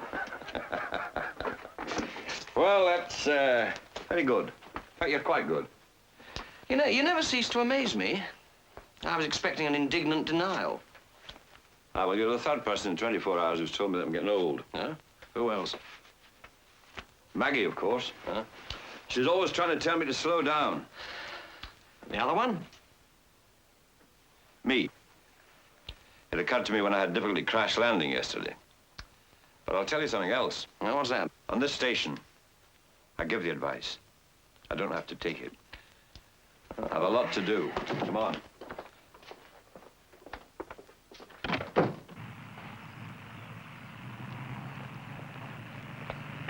Been sent for? By the old man, you two? Same time? So we're on the mat together. 900 hours.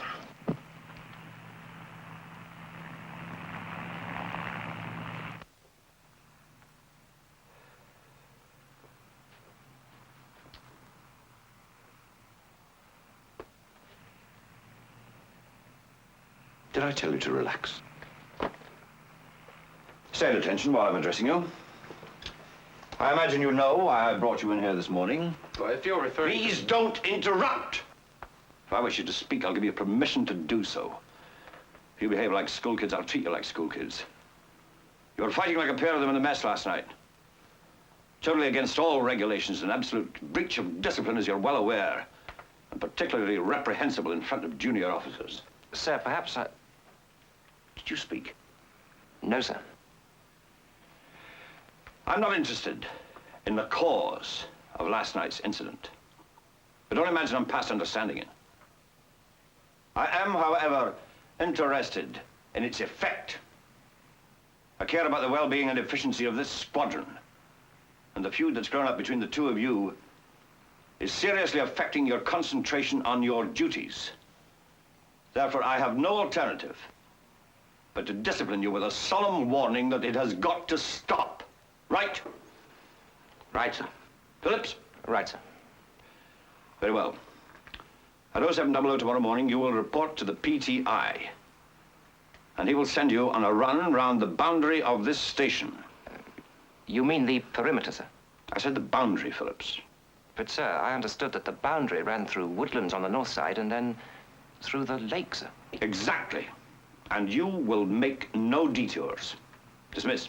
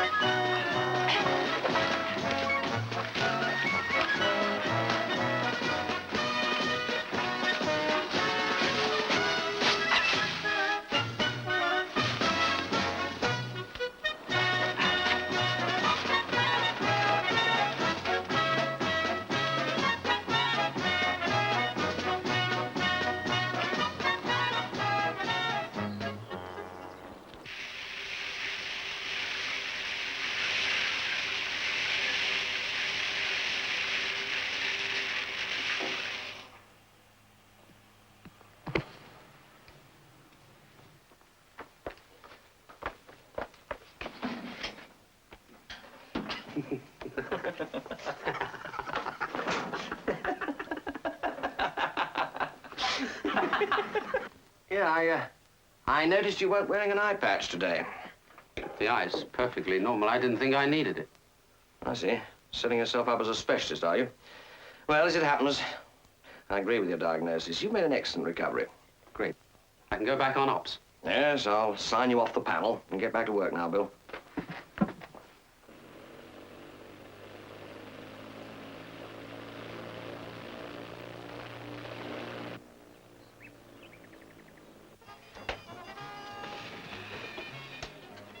What a way to celebrate. Tea without sugar. Cheers. Cheers, Bill. I was saying, you're looking a bit more cheerful than you were yesterday. Mm. Well, it makes all the difference, you know, when you know what you're doing. Do you? It's a private tea break, or can anyone join in? Oh, visitors always welcome. I hear you're flying again, Bill. Reasons for the celebration. Congratulations. Thank you.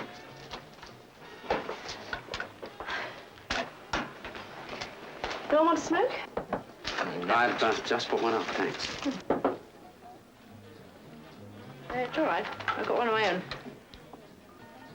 Excuse me.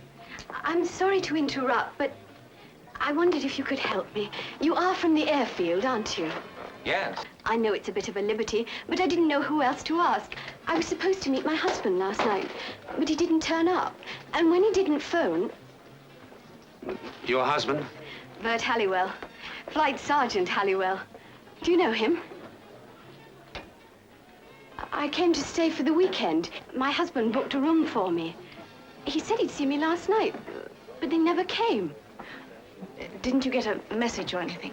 No, why? Has he been posted? Mrs. Halliwell, He's gone, isn't he? I can tell by your faces. He's gone.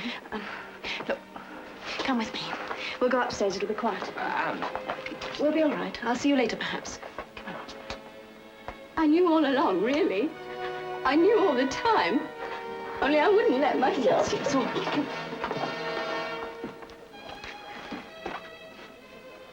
Is that what you want? For Anne?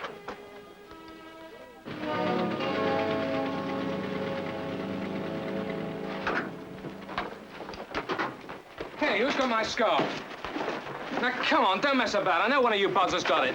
Look, don't muck about. No scarf, one WAF stocking. That's my wife's. You must be a nutcase. Wearing your wife's stocking as a scarf. That was for good luck. Now, how about you with that little koala bear in your pocket? That is different.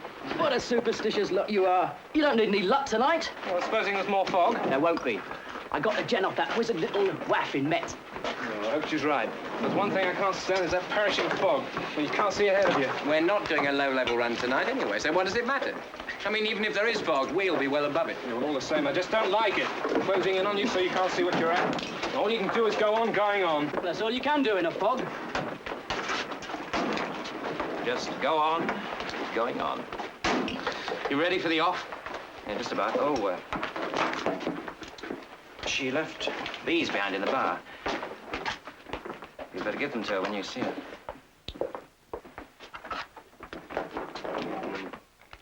Well, it depends which one of us see her first. You take that one, okay?